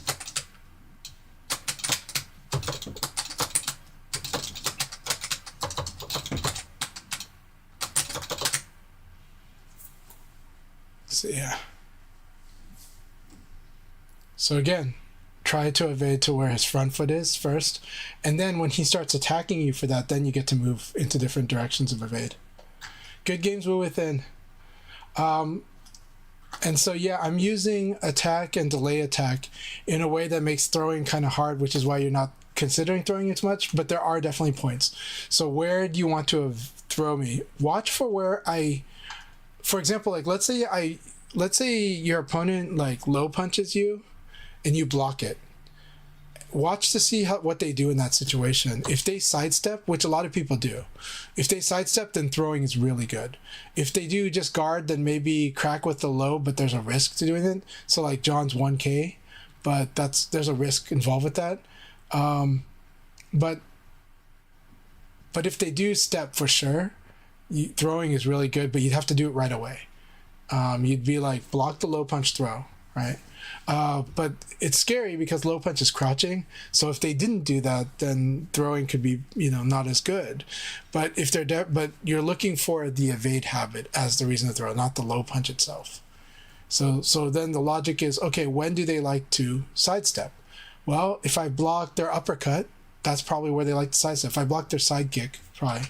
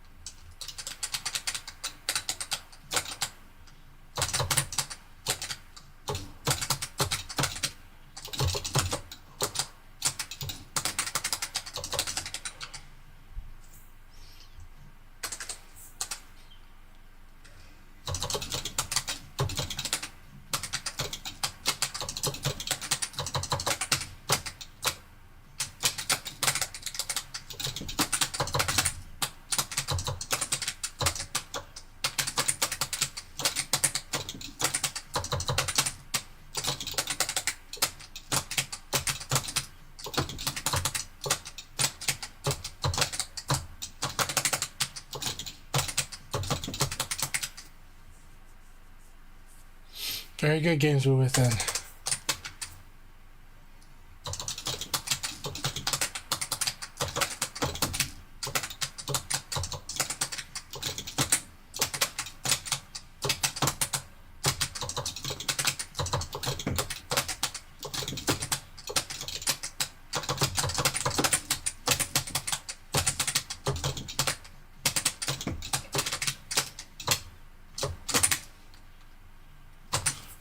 Good game, Space Time. Good game.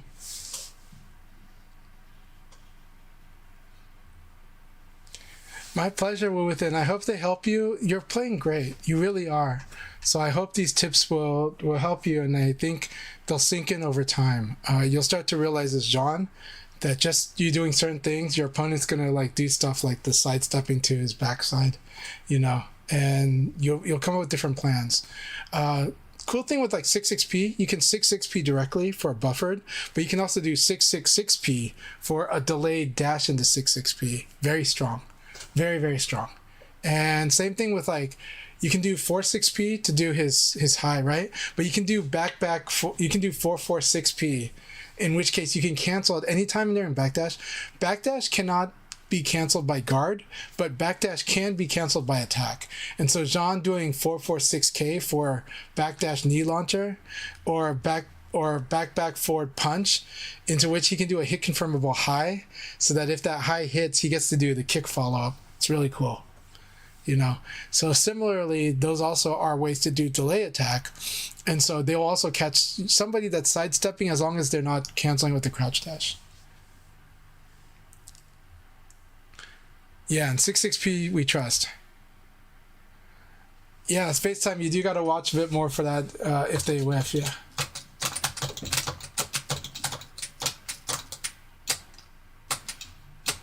Man, interesting choices.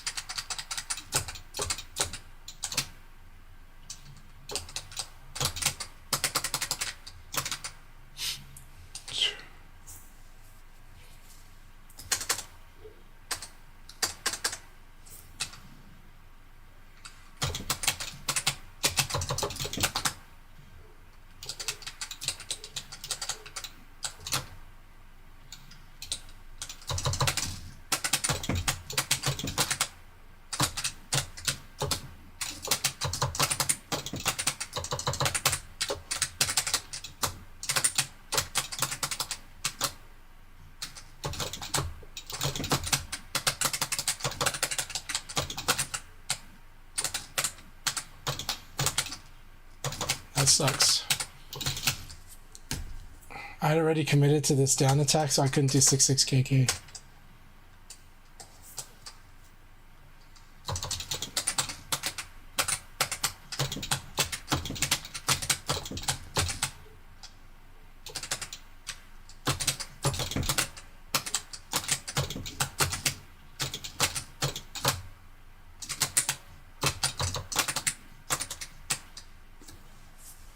Good game, Taco Guy. This was a huge gamble. This was so risky.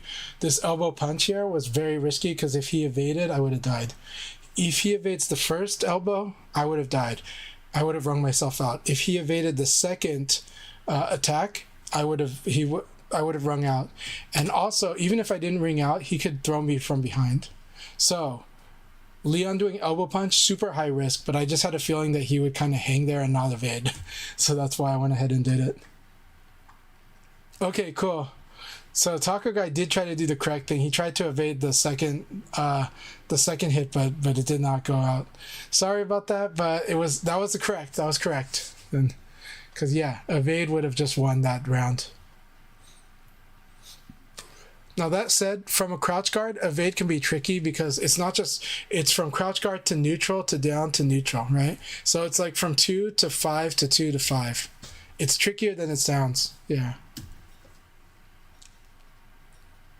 Even with the leverless, but it's one of those things where it's trickier and it's trickier for a while, and so with that timing window, it's a very small timing window, at least on the second one.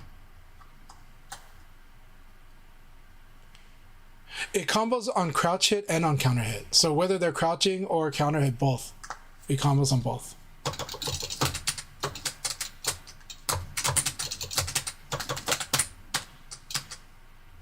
I have to commit to the 4K. That's so sick. Awesome round. Awesome round, Diva. Alright, here we go. Diva's played each of these games progressively better too.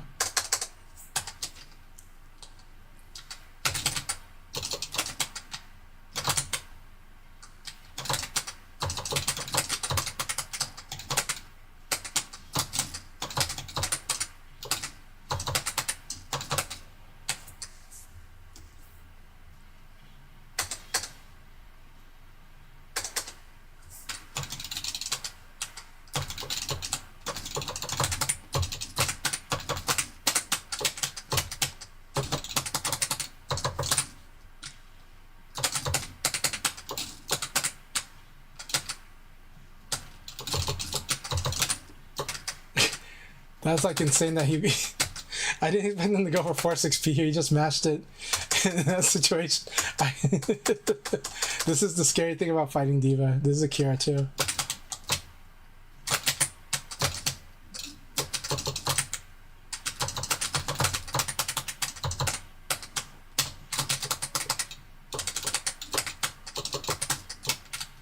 I even tried to delay this uppercut still. So it's the timing of his evade. So good. Look at that. He commits to evade 4-6P like crazy. It so pays off if I go for this move. So good. I got killed by it. Good game, Diva. Good game. Good game. I know he's been going for it all the time, but still, it's my fault for taking it. It's my fault for going for this move without it being secure. So that was really, really good.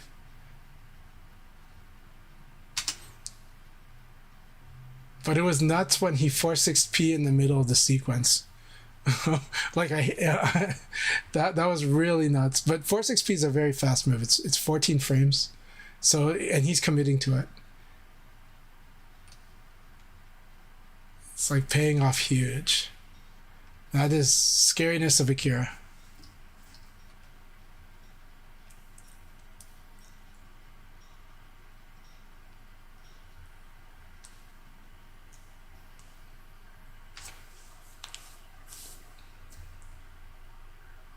Even when I did crouch dash into uppercut, he still got the evade 4-6P on me. It was just like, what the hell? It's really good.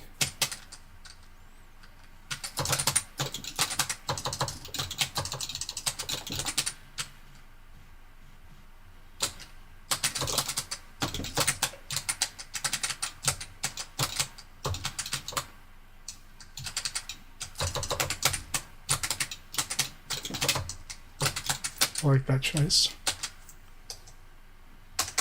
Really good. His first rounds are very scary. Very good choice.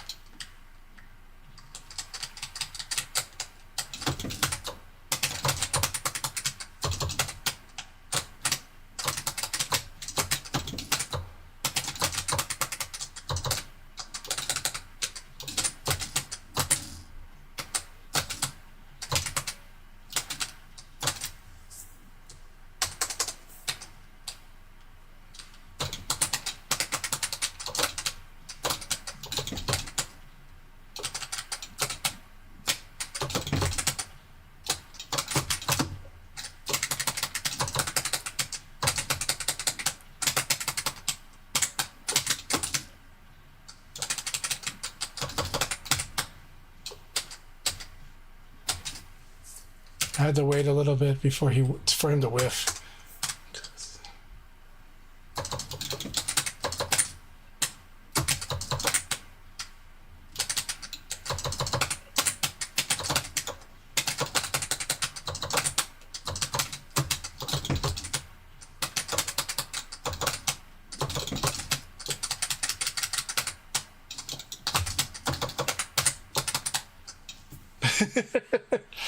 Very scary. I like that Leon's hurtbox is funny that way.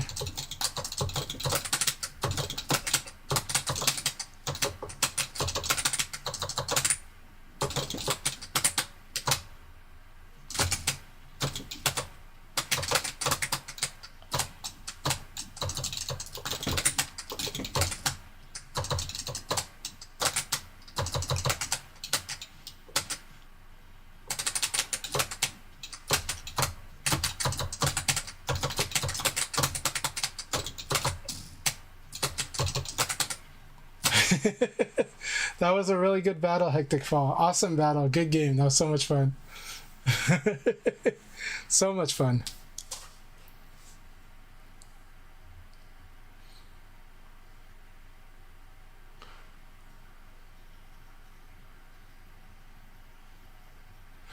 So Chronomad asks a wonderful question, especially for this game. When you step a move and then whiff punish, do you just step and do the move, or do you usually dash cancel the step? So technically, a lot of times I do the move after seeing it, but you actually can buffer it.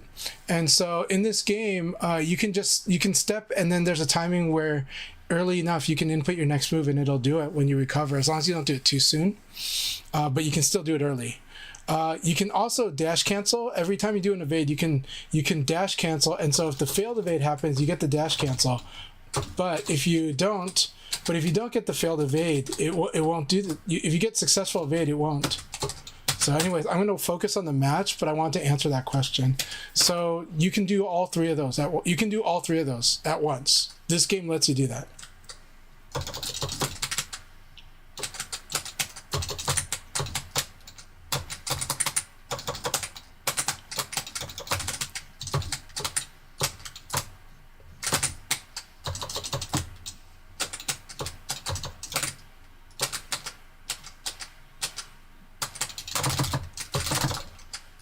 Interesting.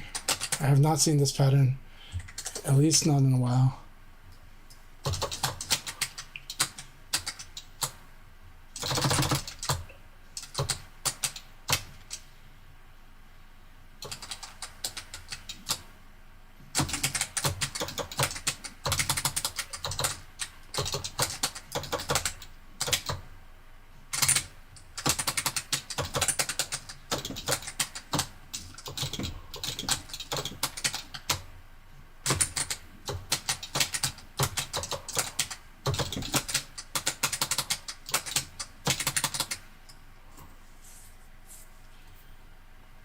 It's a choice, but you can layer them. You can option select is what I mean.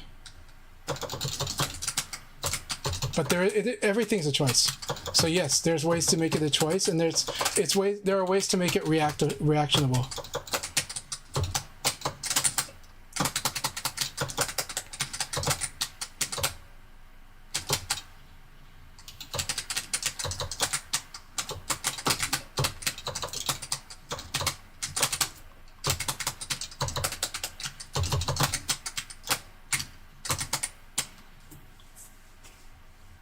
Hey, Blurring, so good to see you.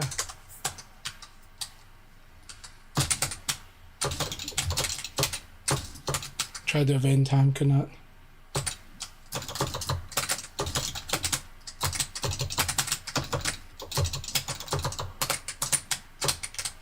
Oh, that was a good game.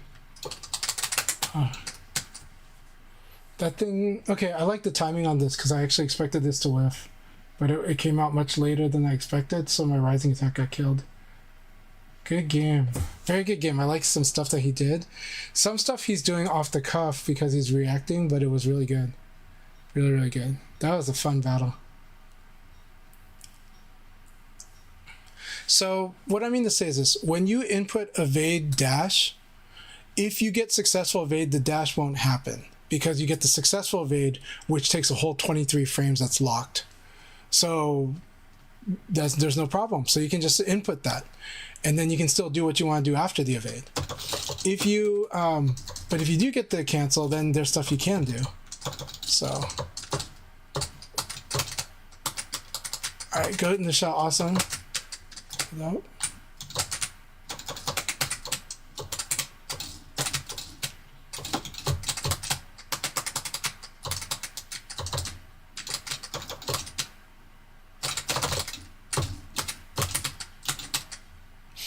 So again, blurring's awesome to see you, but everything's a situational choice, true. But you can layer it to do all three of the things you mentioned in one technique, in one move. So this is an evade cancel right here. Because it failed, I can cancel it with the dash. If it succeeded to evade a move, then I can treat it like a successful evade instead. Because then the step won't happen.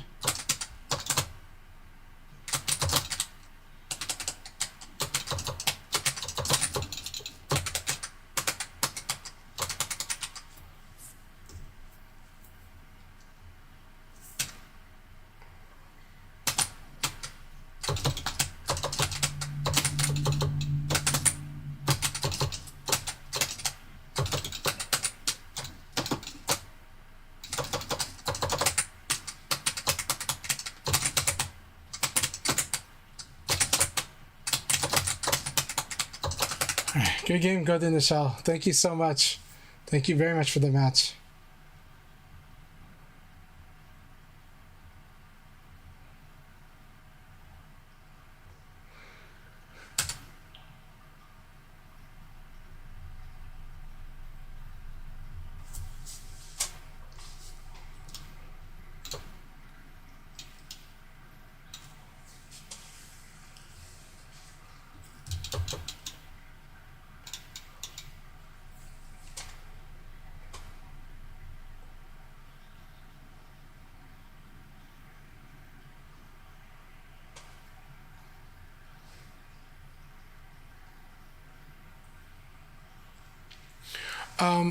My recommendation though is to get good at buffering, and then you can get good at being deliberate, or you can be good at delaying after.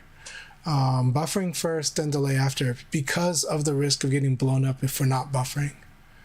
And then, but this is a big difference from buffering a mash. I want you to try to buffer deliberately.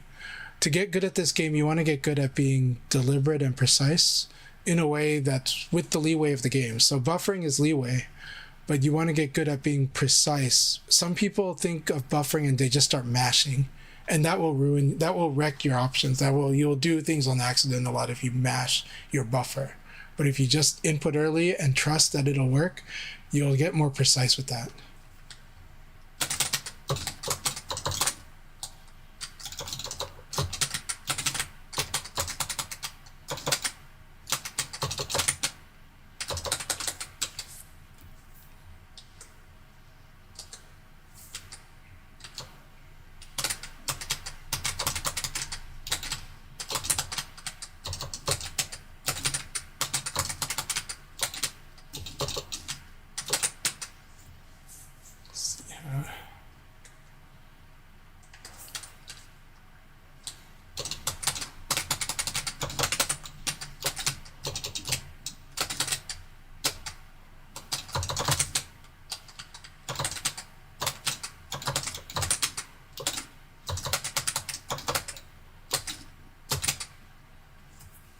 Right.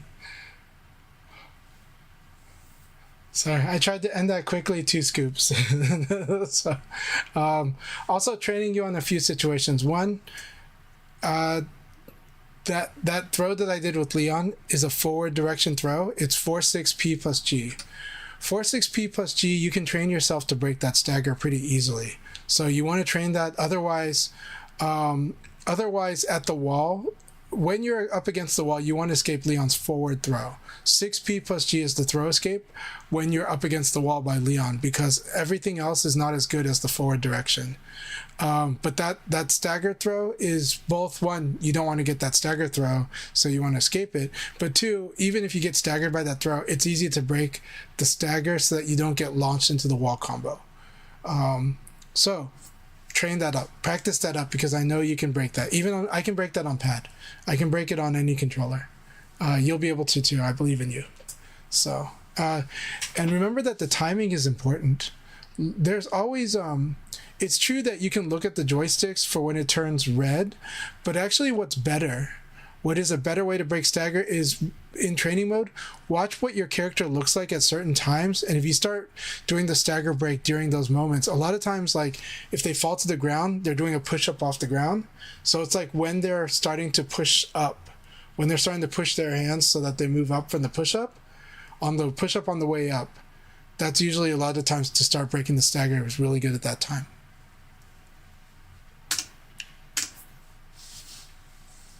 Sometimes it's a head animation that will cue you when to start doing the throw break or the stagger break.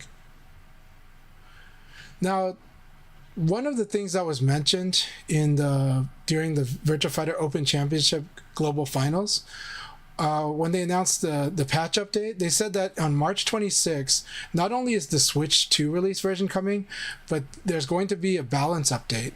Now, the balance update, the 2 things I expect the most, I think they're going to make Shun right now in Revo can do, if he evades, PPPK is all guaranteed, and punch is one of his fastest attacks.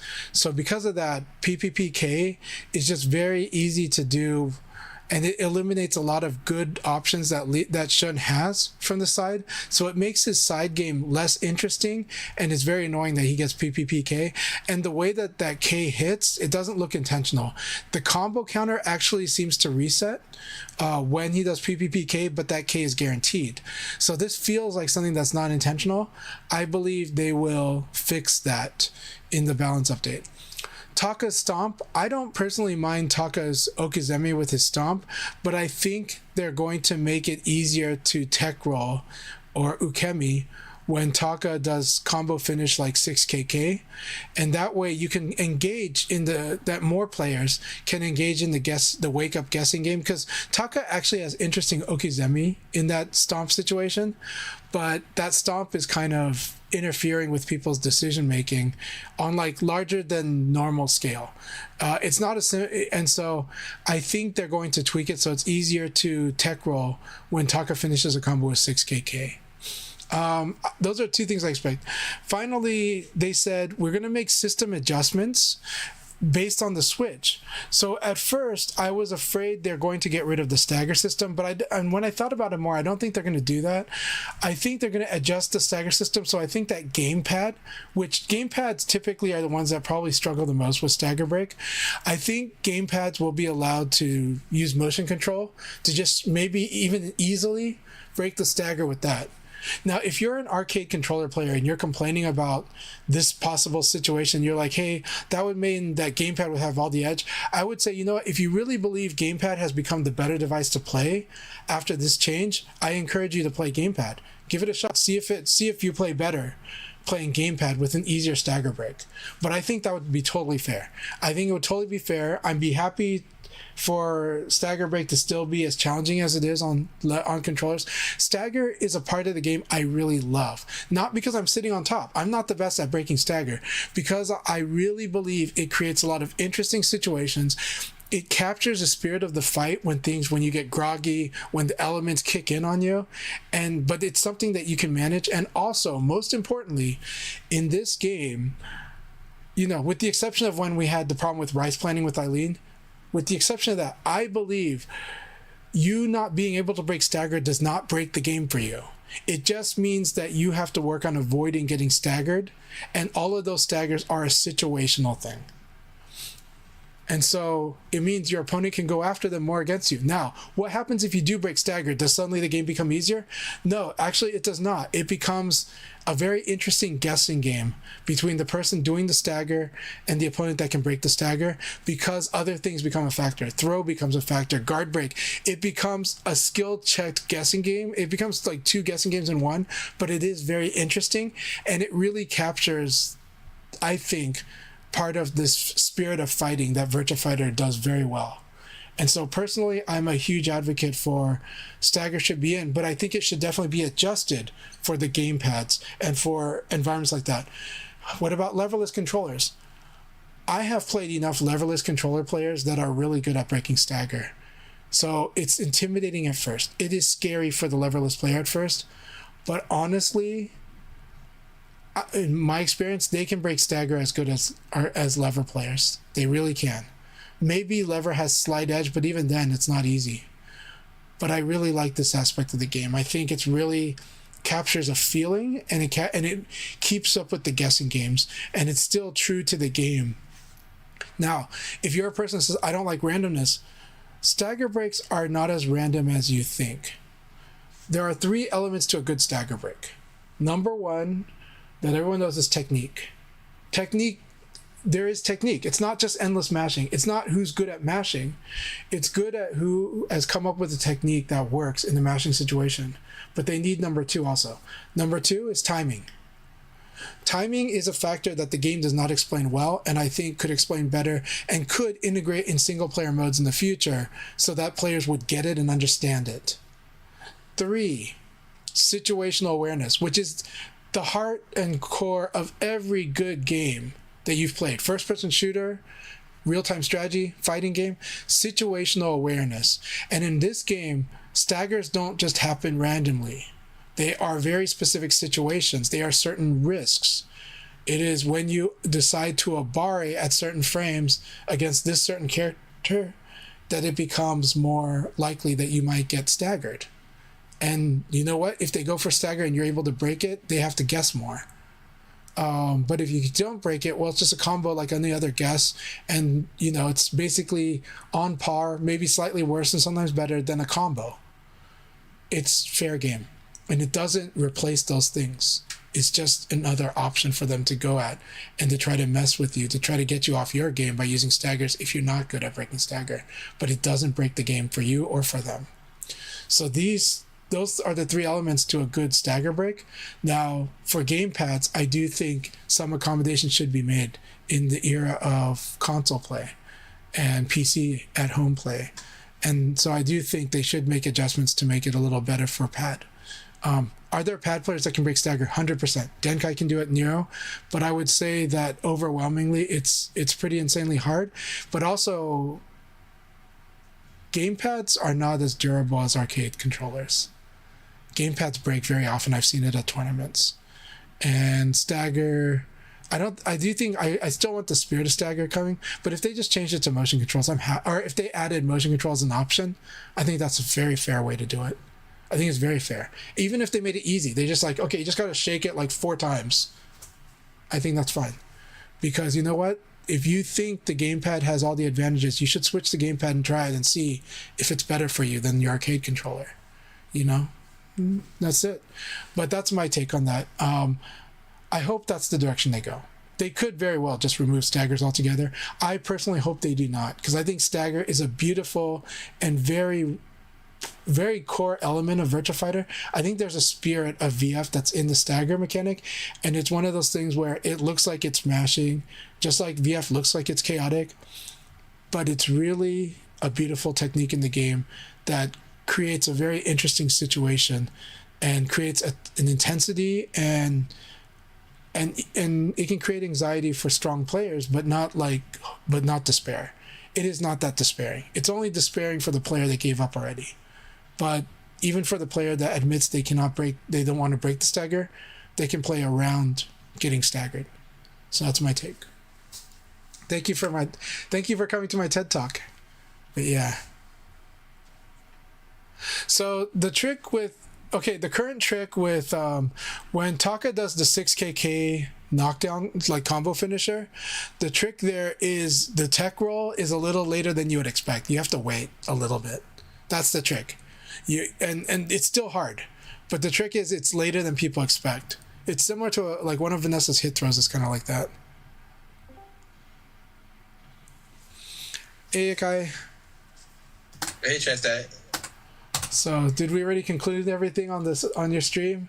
I was giving a TED talk, so. It's fine. It's fine. No problem. Yeah, I just waited. Soil Kai. He's hosting his bi-weekly Defense Stories Virtuosos. Awesome. Yeah, I will have to go soon. So America's team. Yeah, I want to give a shout out to Soil Kai again. If you guys should definitely check out Defense Stories Virtuosos.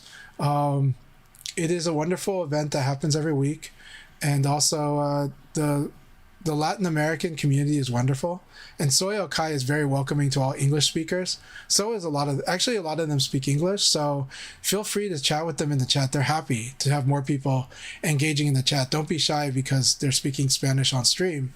Go ahead and talk in English. They'll be good. They'll be nice to you, and we want the global VF community to be closer, you know. And so I think it's great. One of the topics I talked about with the upcoming patch was, and you know very well my position on this. I told my chat that I think that one, on the balance updates, I'm definitely expecting them to adjust Shun's PPPK from the side, probably making it so that the K is not guaranteed. And then two, I think even though I'm okay with the Taka situation of 6KK knockdown into Stomp Okizeme, I think they're going to make it easier to tech roll the 6KK. I expect other balance updates for sure, and a lot of changing up the game. Honestly, they plan to change up the game. They want the community to feel fresh, and they want to take away people's excuse of knowledge advantage by stronger players. But the thing is, stronger players know what questions to ask, so they gather information faster than people. But they do want to give the fresh feeling, and so they want to do that with this game. So it looks like they want to make yearly updates to this game, and I hope they do. I think it's fun. I think players like it. And I think even veteran players love learning new stuff. So I'm all for it. The other thing is they mentioned the system changes, and and if I read correctly, they said like some of them are reflecting that this is going to be on Switch, right? If I understood correctly. And when I hear that, my thinking is they're going to adjust the stagger system. At first, I was afraid they were going to remove stagger breaks or stagger, but now I think they will tweak it so that maybe they'll make it easier, or they'll make it like on pad you can just like use motion controls. Like Joy-Cons can use motion control to break stagger, and it would be not too hard. And I think that's a good change. I think if they did it that way, I would like that more than removing staggers. But that's me. But I gave my case for why I love staggers also, and I don't have to go to that with you. But with my chat, I told them why I really like the stagger system a lot. Yeah, just it mentioned there's character specific changes, and there's going to be it look like general specific changes to the game. Yeah, we'll see what they do. We have no idea. Like Akai and I have. I don't think Akai has any idea. I have no idea what they're gonna do. So these are all just speculation on my part. But when I imagine what they would do, those are things that come to mind. But they also made it very clear they want to shake up the meta. Meaning they want the game to be, they want to constantly create it exciting, you know, make it fresh. So that's what Aoki mentioned in the interviews. You know, he wants the game to feel fresh for those who've been playing this game for a while now. So we'll see what that means. The only thing I think that if I was going to do any adjustments to the game is make it harder, a little bit harder with the the sidekick backdash special sub.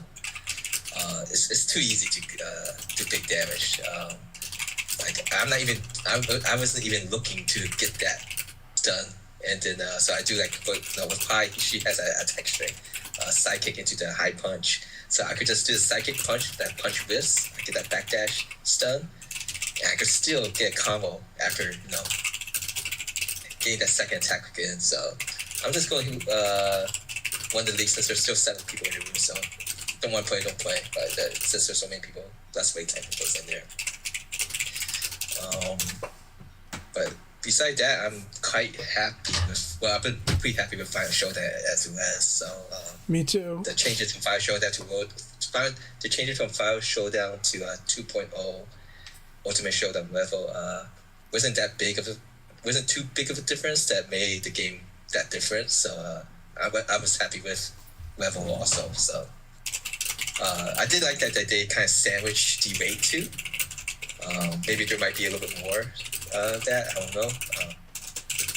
Excuse me.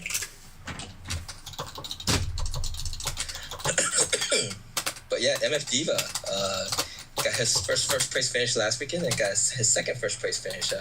He's playing amazing. His Abari is terrifying. But he's Akira. I mean, Akira, like, again, if Akira understands that he's playing the guessing game of attack defend, it's really scary. It's very scary. And that includes attacking while, like, even when you get hit. It's so scary. And he's using Force XP amazingly. Like, he will, like, he'll get counter hit by, like, jab, and he'll do, like, Force XP, and it'll catch me for doing, like, stepping before to try to pad, like, my options, right? But I think it's because it gets people that are trying to do offensive moves and stuff like that too. I think if you make the right guess and choose the highest damage possible outcome, that guess,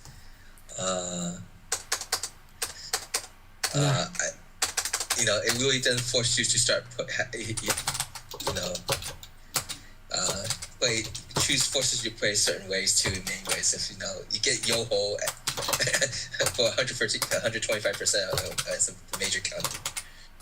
Is that 150%? I think it's 150%, right? On a major right counter hit, yeah. Yeah, that's huge. Or 150 damage, right? But, yeah, 150%, yeah. 150% would be too much. So. No, I mean. Oh, you mean? Oh, yes. Yeah, so is it? Well, you get plus 75% as a counter hit. 25% is the recovery hit. It's the is the recovery. Recovery hit's 25%. 50% is normally counter hit, but counter hit against a 25 plus damage attack is 75% bonus. So yeah, 100%. Yeah, 175%. So that's okay. That's yeah. 175% if he counter hits like an attack. So like Akira versus Akira or Akira versus Jeffrey and Wolf is so terrifying. Yeah, because you're getting plus 75%. Yeah. So nuts. So that's the kind of risk and reward. If you go and play like big damage at disadvantage combo star, then the risk is that you get big damage also for taking off of you if you get counter hits.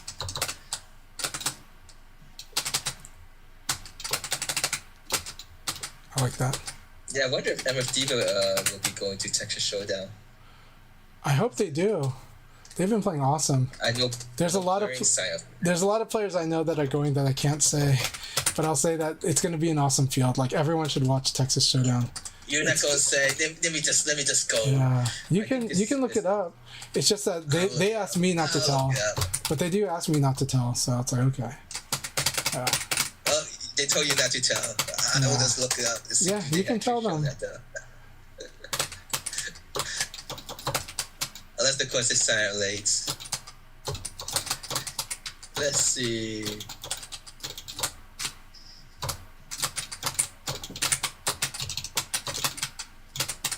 I know Assassin is going. That's for sure, right? Awesome. At least I believe I saw his name on there. I could be wrong.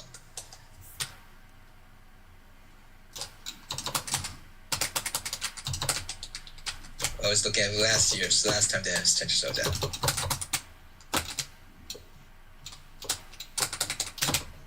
I could be wrong. I might be mistaking Winter Showdown with Texas Showdown. Winter Showdown happened already though, but that was such a cool event. Yeah, that was last weekend. Mm-hmm. Yeah, that was a wonderful event. Genesis Frenzy took it, but the big story though is actually Enfeng. Everyone is saying Enfeng has become incredibly strong. and he's a player who got into the game just a year ago. So he got into the game with Revo, I think. He is strong at other games, but he's generally pretty humble.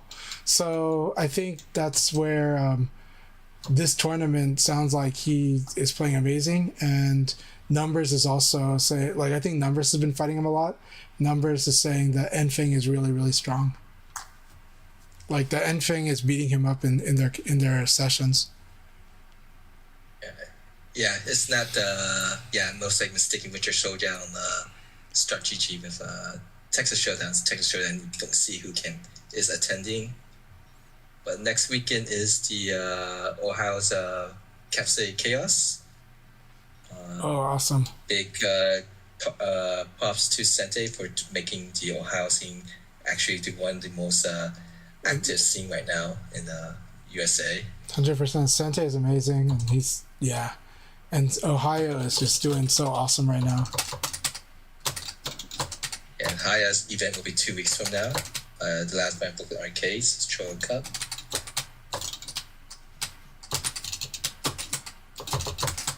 So 32 players. Let's see who we have here. Lots of the Ohio players. Hey, there we go. We got Tenguman from the Illinois, California, Chicago area will be traveling to Ohio to participate. So that is a strong player invading the Ohio scene. Yeah, I think there's been some good interplay between Ohio and Chicago, actually. Like, they were hoping to fight during the that big team battle in St. Louis last year, but Chicago couldn't make it. Like, there were a lot of people couldn't make it. Dandy J, Sente, Mango Copter, those are all the Ohio people. Big Gang will be traveling there. I already mentioned Tenguman, so he should be a tough contender. Miller 2B, I keep seeing his name a lot. Leon player. Yeah, I'm familiar. And Max Mold. Okay, and, awesome. First place, I believe, in the Pittsburgh EXP that was 2 or 3 weeks ago. Awesome. So I hope we get to see them on stream sometime, because I've seen the name, but I've never seen them. Yeah, he's been traveling a lot, participating. So there's quite a few people that I don't see or know their online names if they're playing VF online. But these are definitely there's definitely a group of offline players that's been showing up to offline events. So on social media, Buffalo Jake is someone else too. Just Monica had registered a name on StartGG, or changed their name on StartGG, and the problem is with StartGG, I think like you're stuck with the name for like a month before you can change it again. So right now, Just Monica's name has been changed officially for a month to Last Strike Madam Yuki. Oh yeah, I saw that. I saw that on Twitter. Yeah, so she's now she is now Last Strike Madam Yuki. The Chroma. Go ahead. Go ahead. I was just saying the Chronomad, I counter hit them, so they're in Nitaku, so I chose to throw because I thought they would defend. Go ahead. Speaking of kind of Yuki, since he's kind of in the LA area, their Los Angeles gathering has been announced for this year to be October 9th and 10th. Yep. So anyone living long distance, you have a date set if you have some intentions of planning to attend now. LA Gathering has been confirmed, and I'm very excited for that. I mean, I've been talking about it on my stream, but I'm glad we've officially confirmed that October 9th and 10th will be the time for LA Gathering this year. And for a lot of people, this is the best VF event you can go to because it's dedicated to VF. It's just so fun. And honestly, everybody that went last year just had a really great time. Like, I can say that without reservation. I mean, some players had tough competitive-wise times, or times that tested their mettle or their anxiety in a sense, but everybody generally had an amazing time there. They had fun. It was memorable. And any Virtua Fighter player that can go should absolutely go. I think you should consider it as highly as you consider Combo Breaker or Evo. And CEO is also another event this year that more people should consider, because I do think Jabali has been giving more Yeah, and this would be, I'm quite sure Volcano Ship will be attending that, and this should be this is a bigger event now in the Florida area because it's a Virtua Fighter Open Championship, part of the Virtua Fighter Open Championship. So I definitely want to see how Volcano Ship does in it. There's quite a few Florida players, so hopefully they will be all attending if possible. So we now have an East Coast kind of Midwest and West Coast events. So more events for people who have a little bit more restrictions on travel. So it's a little bit easier for people to participate. Good. Well, within, I'm just giving you advice that you got to crack this defense. Very nice. Is it in time? It's not in time, but it was good. Good fight. Good fight. We're within. Good fight. All right, go ahead, Akai. Sorry.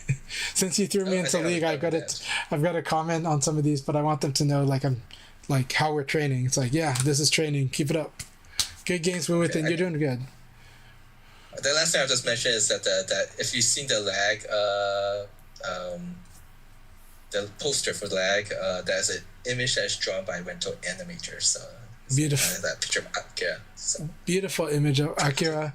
I think we are going to correct it. There's a typo on it, but it's an awesome poster. It's an awesome poster, and I do love the artwork by Rental Animator. So I'm really glad whenever we get to see more of it. Of course, one of the more infamous ones is his Leon versus Leifei, because he likes to get behind the opponent and poke him in the butt. So it's because Japanese like to do the 1,000 years of pain. Diva is really strong right now. Diva has figured out how to do attack. Diva is really embodying what I say about Akira is so strong in Akira's design is Akira flattens the rock, paper, scissors game. He makes the game feel like Tekken because he makes the game constantly feel like, because Akira wins attack versus attack like a lot, like overwhelmingly, then he makes the game strongly feel like it's a choice between attack and defend. And the moments where you have to throw are very difficult to find, but they're there. And so the rock, paper, scissors gets shifted into the tempo rock, paper, scissors automatically with with aggressive Akira players. And so Diva is playing that aggressive Akira style. He's using the dashing elbow. He's using the Abare at the right moments. He's putting pressure and then reading the time when the opponent tries to throw. And he's also evade punishing. So you got to understand he's setting up evade punish, but even if you try to throw, he's really got this. He's rolling pretty good with Akira's safer options that can lead to high upside. Very scary.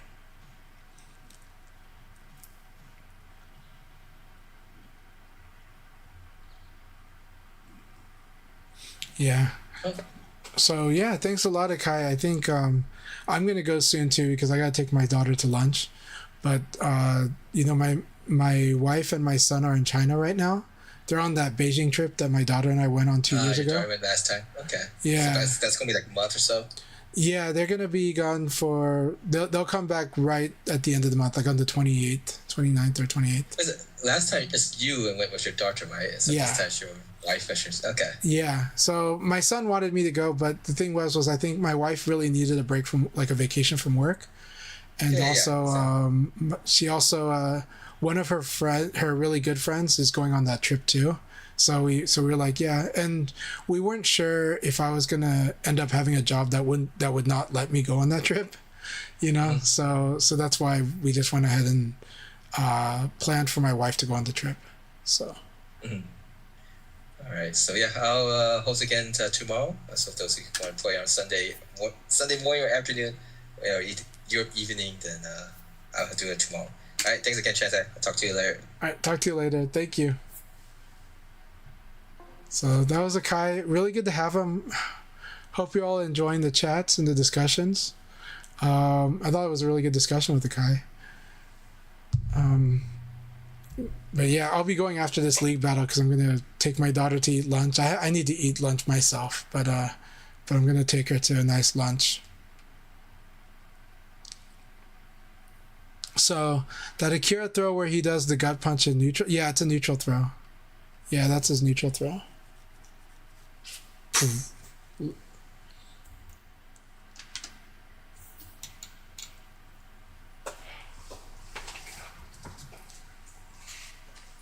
But yeah, good games within. Marco, good to see you. And Marco clarified that Just Monica is a reference to a game called, yeah, Doki Doki Literature Club's pretty cool. Nobody wants to spoil it, but it is an interesting game.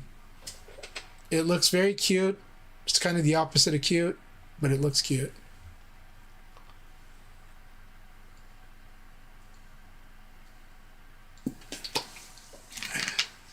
But very much recommended by anyone who's played it.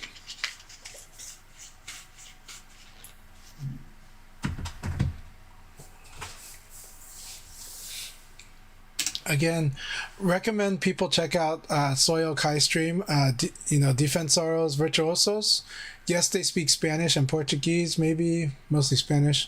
I don't know if there's any Brazilians that are vocal in there, but they're awesome and they do speak English. So go in there, chat as you normally do, and enjoy the good times.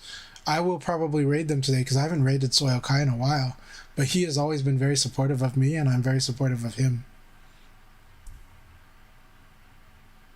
So Chronomad, thank you very much. So Chronomad says, always great to listen to your thoughts. You highlight just how cerebral this game is. I try. And I'm glad that comes across. I hope it doesn't scare people away from Virtua Fighter. Yes, Virtua Fighter is a thinking man's game, but it is also just a fighting man's game too. A fighting person's game, I'm sorry. So it is a thinking person's game, it's a fighting person's game. Virtua Fighter, if you like fighting, I think Virtua Fighter is great, but I do think it takes a little bit to get used to its own game. Also, something I've mentioned in other chats is I love the feeling of grappling in Virtua Fighter. I don't actually like grappling in a lot of games and a lot of wrestling games even. The only ones that I really like grappling is like maybe Aki's games, but specifically the first two Def Jam games. I like the feeling of grappling in those, and I like the feeling of grappling in all Virtua Fighter games, including Virtua Fighter 1. I didn't really realize it until I was playing Virtua Fighter 1 with my friends on the Saturn, how much I love grappling in the series.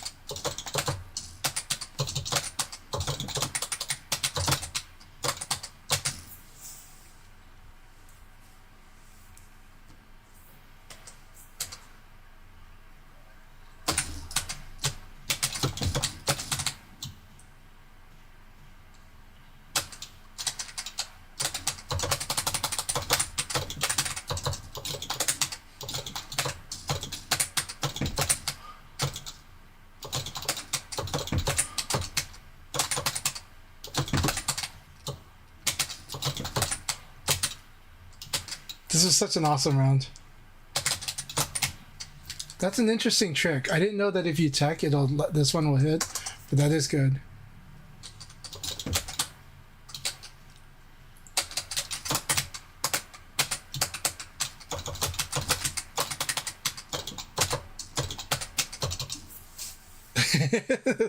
The most obnoxious way to ring someone out here.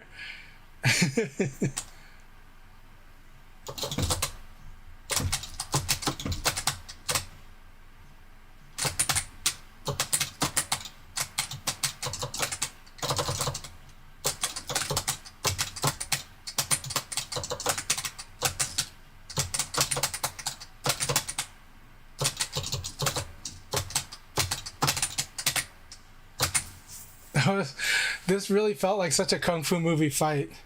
Thank you very much, always giving me the Kung Fu fight battles, LD Wells. It always feels like a Kung Fu movie.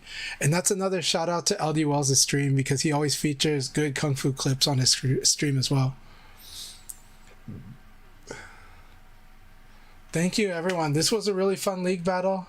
I had a great time. Obviously, I had a good result, but I think we got to do a lot of good objectives in all of these fights, and I hope you guys enjoyed it too.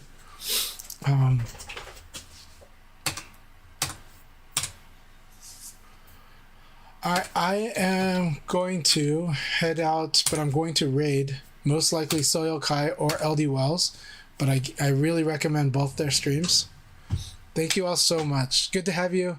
Two Scoops, thank you very much for everything. The Chronomad, thank you. Marco, good to see you. Thank you too. And Woo Within, really, thank you a lot. Yeah, you guys have a good day. You have a great day too. I'm. I don't know if I'll stream tonight, but I would like to, but we'll see. Because it might just be one of those nights where that's what I do. But if you want to do a training session, please message me. I have more availability this month than I normally do. And so should be a lot of fun. I still got to take care of my daughter, but my daughter has become more and more self-sufficient. But it does mean I have to be home more. And so I might not even be going to locals as much because I just don't want to just leave her by herself. She can take care of herself. The problem is, I don't want her to get the wrong idea of who to bring to the house if I'm gone. So, teenager parent dilemma. So yeah. It's like asking for trouble, right? Yeah. Thank you so much, Chrono Man. Have a good one. I'll catch you all soon. And always feel free to DM me if you have questions or anything, or you want to do a training session. Akai's like, my condolences, you have teenagers now. I have one teenager. The younger one, my son, is still very much attached to me, so I'm very happy, and I'm enjoying that as much as I can. So if you guys are wondering why parents sometimes will be doting on like the youngest, it's probably because the youngest will still stay like a kid for a while. And so you kind of start realizing like this is the last chance you got to enjoy this, until you have grandkids. And then you realize why grandparents are so doting and spoiling to grandkids. So yeah. But yeah, so anyways, that's one of the things I do plan to do is I do plan to take my daughter sometime this month to Portland Axe because he's been amazingly supportive of my streams and he's been participating and he loves Virtua Fighter. He actually, at his venue, which is it's a retro arcade and it's also a Portland, it's like an axe throwing like recreational facility as well. And it does regular Tetris there too, as well as Virtua Fighter. So I am going to start going there, but I plan to take my daughter there. But he actually streamed the Virtua Fighter Open Championship Global Finals in his venue, and they had a crowd watching it, and they were streaming my stream, so they were streaming my watch party. But it was a lot of fun, and I really appreciate his support, and I appreciate his friendship too. We met at Portland Retro Game Expo, and we've been chatting since, and he's just been really awesome. I also told him recently about the amazing game that is Tower Fall Ascension. I told him, look, if you like Smash, which he does, and you like all these others, you really should check out Tower Fall Ascension. It's such a good retro comic game, but it's so much fun co-op as well. So if you're with the crowd that doesn't like fighting each other, the co-op is awesome. But if you're with a group that likes to play like something like Smash or similar, but or more on the casual sense, definitely check out Tower Fall Ascension. It's amazing. So yeah, it's like a 15-year-old game, but it's so good. It was originally an exclusive for the Android mini platform called the Ouya, but the Ouya was not a success. And so the developer of the game started putting it on pretty much everything. So it was on Vita, it was on PlayStation 3, PlayStation 4, Wii, I think, Wii U, Switch. It's on everything. Xbox. It's on all platforms. So Towerfall Ascension is still a lot of fun, and it's a lot of family fun. So yeah. All right, let's set up the raid. And thank you all very much. Again, a lot of people have been wonderfully supportive, so I really appreciate everyone. I've had support from people who just recently started watching the stream too, and some people who had been lurking for a while.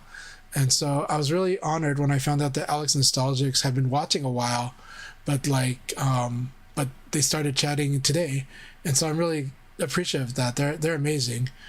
So that they're curious and interested in VF is amazing. I hope they love VF. And I hope they eventually make a video about VF because they're definitely one of the people that can really help us a lot and really like. If they really truly like VF, that's number one. And they make like a video on it. There will be people mainly Gen Z, but there will be people, Gen Z and millennials, that would be very interested in what he has to say about VF. And his videos are fun to watch. They have a good balance of humor. He's got a good sense of humor. He's got a good sense of storytelling. He has the right amount of self-deprecating in his humor. He is exceptional. And so, but I am only saying this selfishly as a VF fan, right? But I'm highlighting his talents because of what he brings, but also because of where I could see, like, that would be awesome if it worked out that way. It's not something that he does just because it exists. He does it. He would only do it because he kind of likes the game or really likes it. So I hope he really likes the game. And but I also assume he's a very busy person in real life. He's got really tough jobs, and I don't know what his jobs are. I can only imagine that he works in creative, but I don't know. But also in this time, if he is part of creative, this is a real time to really support creative people. A lot of creative fields are being disrupted in crazy ways right now. So I want to give a shout out to all the creatives. But I also want to give a shout out to all the developers. I know Two Scoops has said they're a developer, so this is a tough time for developers because right now, yes, the official excuse is AI. But I think there's more than that. I think there's a big outsourcing of development happening right now. And I think that's changing things in America. I think there's a lot of layoffs happening with the excuse being AI because that would make your shareholders really happy if you said that. But I think what's really happening is a combination. There is that. But I really think there's a lot of outsourcing and there's also a lot of shifting. Games development especially. So let's get on this soapbox. We might be seeing the death of console right now, if I'm being honest. People have been talking about it as fans, but they still don't really, actually think it's the death of console. They think of it more like a shift to PC.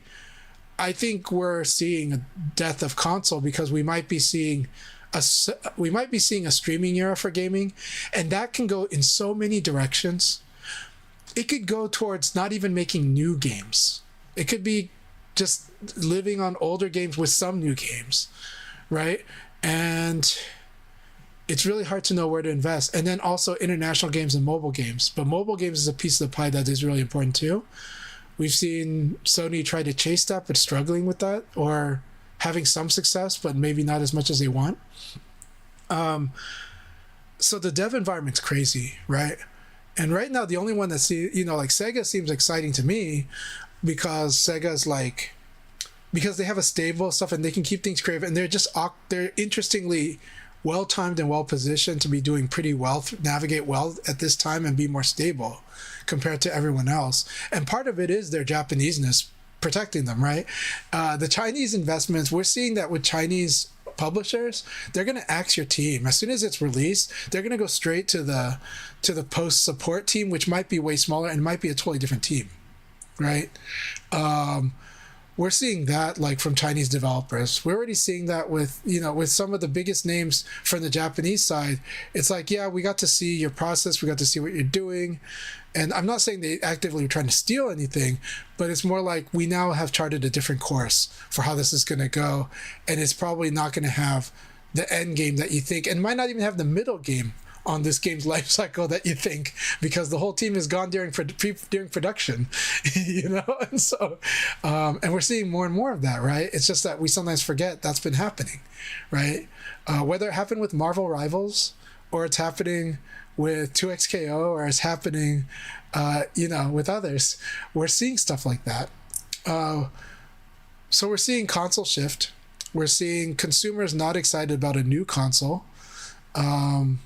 And so Sony's like announced a delay for PS6, but at the same time, it might just be that they're trying to figure out what the next phase is for them, because the console paradigm might itself be in danger, or it probably is in danger. It might be extinct, and so, but it might shift. Now we see Xbox, but here's the thing: even with Xbox, even with Stadia, a friend of mine asked me what I think about. Because I told him about streaming gaming, right? And he's like, well, yeah, but no one's made it work.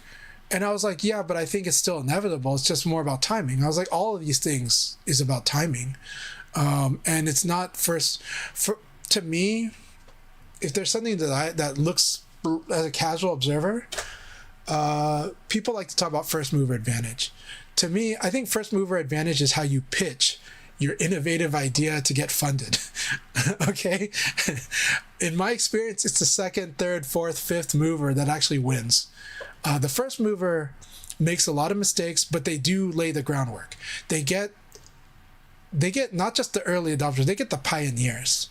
Okay, they get the really the people that are hungry for innovation, that have money to pay that cost up front at the start. But it takes a lot to get a product right, an innovative product right, and knowing where the correct runway is and how it's going to play out, how the market's going to react. Same thing with streaming gaming, right? And Sony has been way ahead on streaming gaming. Since before the Vita, since the PS3, they acquired one of the best at doing streaming gaming. And honestly, like, I love playing on. You have to have the right environment, and you got to think about which games work for it. But I really love playing on the PlayStation Portal. But that's not currently a mainstream product. It's not the timing. Not everybody has a Wi-Fi that's going to work well with it. That said, when they switched it to, like, when they added that you can play PS Plus like from the cloud on it, you can see that performs a little better than trying to stream from your PS5. And so. But there's different licenses probably involved with that. So streaming gaming, we're getting closer to it, and it might just be as simple as if you have an Apple TV, you have a Roku, and you have a smart TV, a modern one, and you have the Wi-Fi that's pretty good. Then streaming gaming is going to be working for your use case, assuming you're not a competitive gamer. If you're a competitive gamer, you still probably want to get a PC and play like that, you know. But for anyone playing single player content, playing turn-based content, playing stuff that is a little laggy by default, that can mask the netcode, you're probably happy playing streaming, and it will probably be more affordable. Now that said, this is a time where the problem is churn. So what is churn? Churn is like how fast people move on and off subscriptions. And the big threat to any streaming service becoming like having a foothold is churn. I think like managing this could kill you, because if you overinvest, and especially in an environment where investors are less tolerant of market penetration at all costs. Market penetration at all costs is actually why we do get the consumer-friendly stuff we did get for the last 25 years. Because they're chasing us, the consumer, so they can have market share. Once they have market share, they have to actually be they have to start acting more profitably eventually. If they have dominance, especially, now their shareholders want it. So now this is the enshittification process where the company is no longer about the consumer that eats the product. It's about sending those consumers, monetizing the consumer themselves, and then satisfying the shareholders. And that's unfortunate. What I love about some of the Japanese companies, they're more likely to say from their laws, we got to keep the employees that we hire in Japan. And we like to believe that our company is supposed to be about something. So as corrupt as we could be, we still have some kind of a purpose for our company that does not satisfy shareholder value, though that is part of it. That's how you live. but they might actually try to, I don't know, be like a traditional company that wants to actually live and represent something, but they don't always get it right? Sony's not in the best. Sony is in an interesting position on gaming because they got to figure this out. But we're in an interesting time, but we're in a tough time. And looking at US developers for all types, software developers, I feel for it. Looking at creatives in America, they've dealt with this for a long time. You know, we know L.A. Akira. L.A. Akira was an independent computer graphics artist. And he had contracts with like Ford. He did awesome commercials. And that was good for him independently. And then he did make a move to do effects for movies. So he actually worked on movies like 2012 with John Cusack. And he did the scene that, like, you'll see a scene where they go through Tokyo, where there's like earthquakes and catastrophe coming through Tokyo, through like the streets. It looks like Kabukicho, maybe. I could be wrong, but it looks like a street in Tokyo. And so that was his studio doing that. So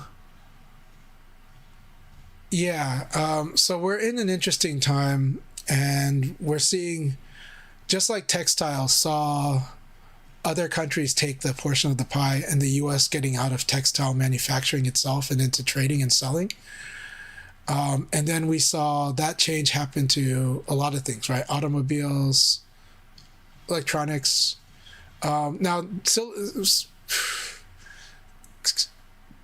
CPUs is different, because that one is a different thing. That's a disruption that we didn't stay ahead of. But we're seeing that may be happening also in development, where a lot of development's being outsourced to talent in other countries where it's a lot more affordable. That's not the only reason, though. AI is a portion of this too. And at the end of the day, that rich guy at the top is often trying to manage a portfolio. You're a trading card, and there's a point where you have value, and then but then the meta changes, and you're no longer as strong in the meta as you were. So, sometimes it turns out you were one of the uncommon cards in Magic the Gathering that might work in the format like Pauper, but the poor people are playing Pauper.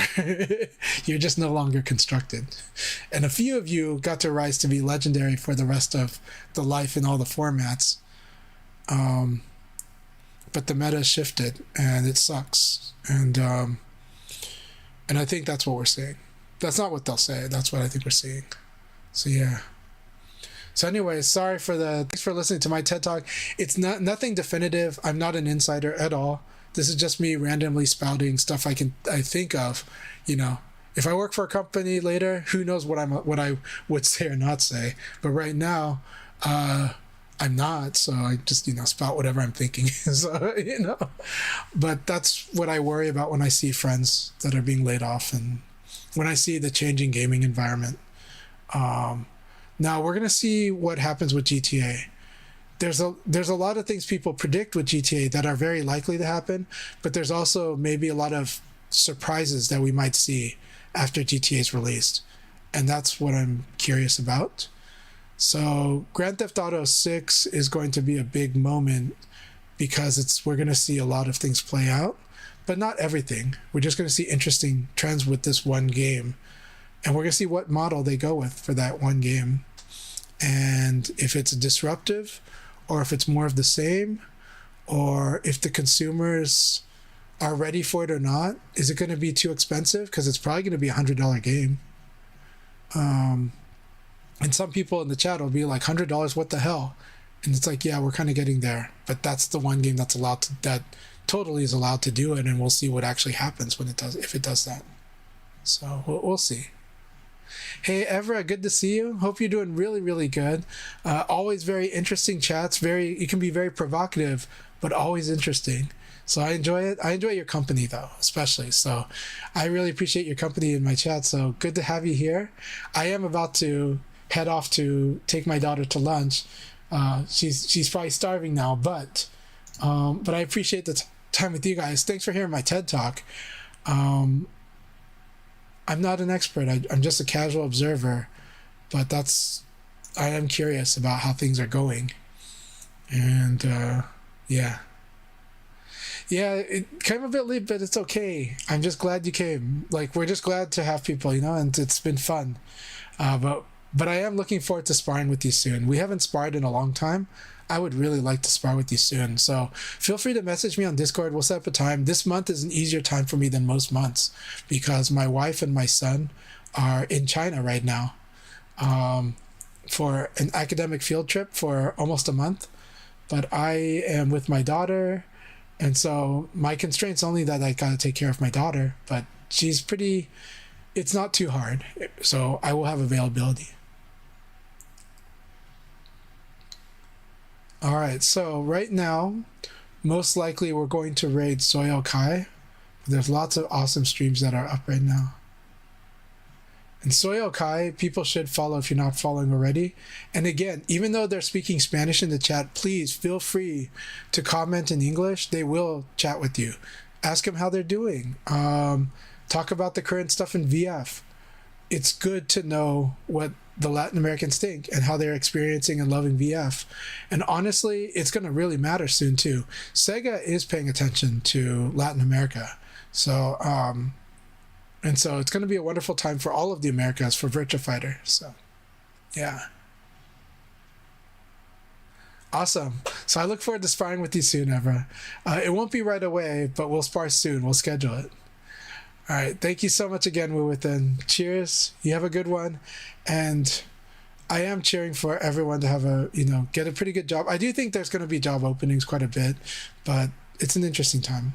We'll see. All right, here we go. We're going to start the raid. It's going to queue everyone up. The raid's going to be going towards Soyo Kai. Again, you can chat English in here. Feel free to say hi and feel free to start a conversation in English. They're very friendly. All right, have a good day. Cheers.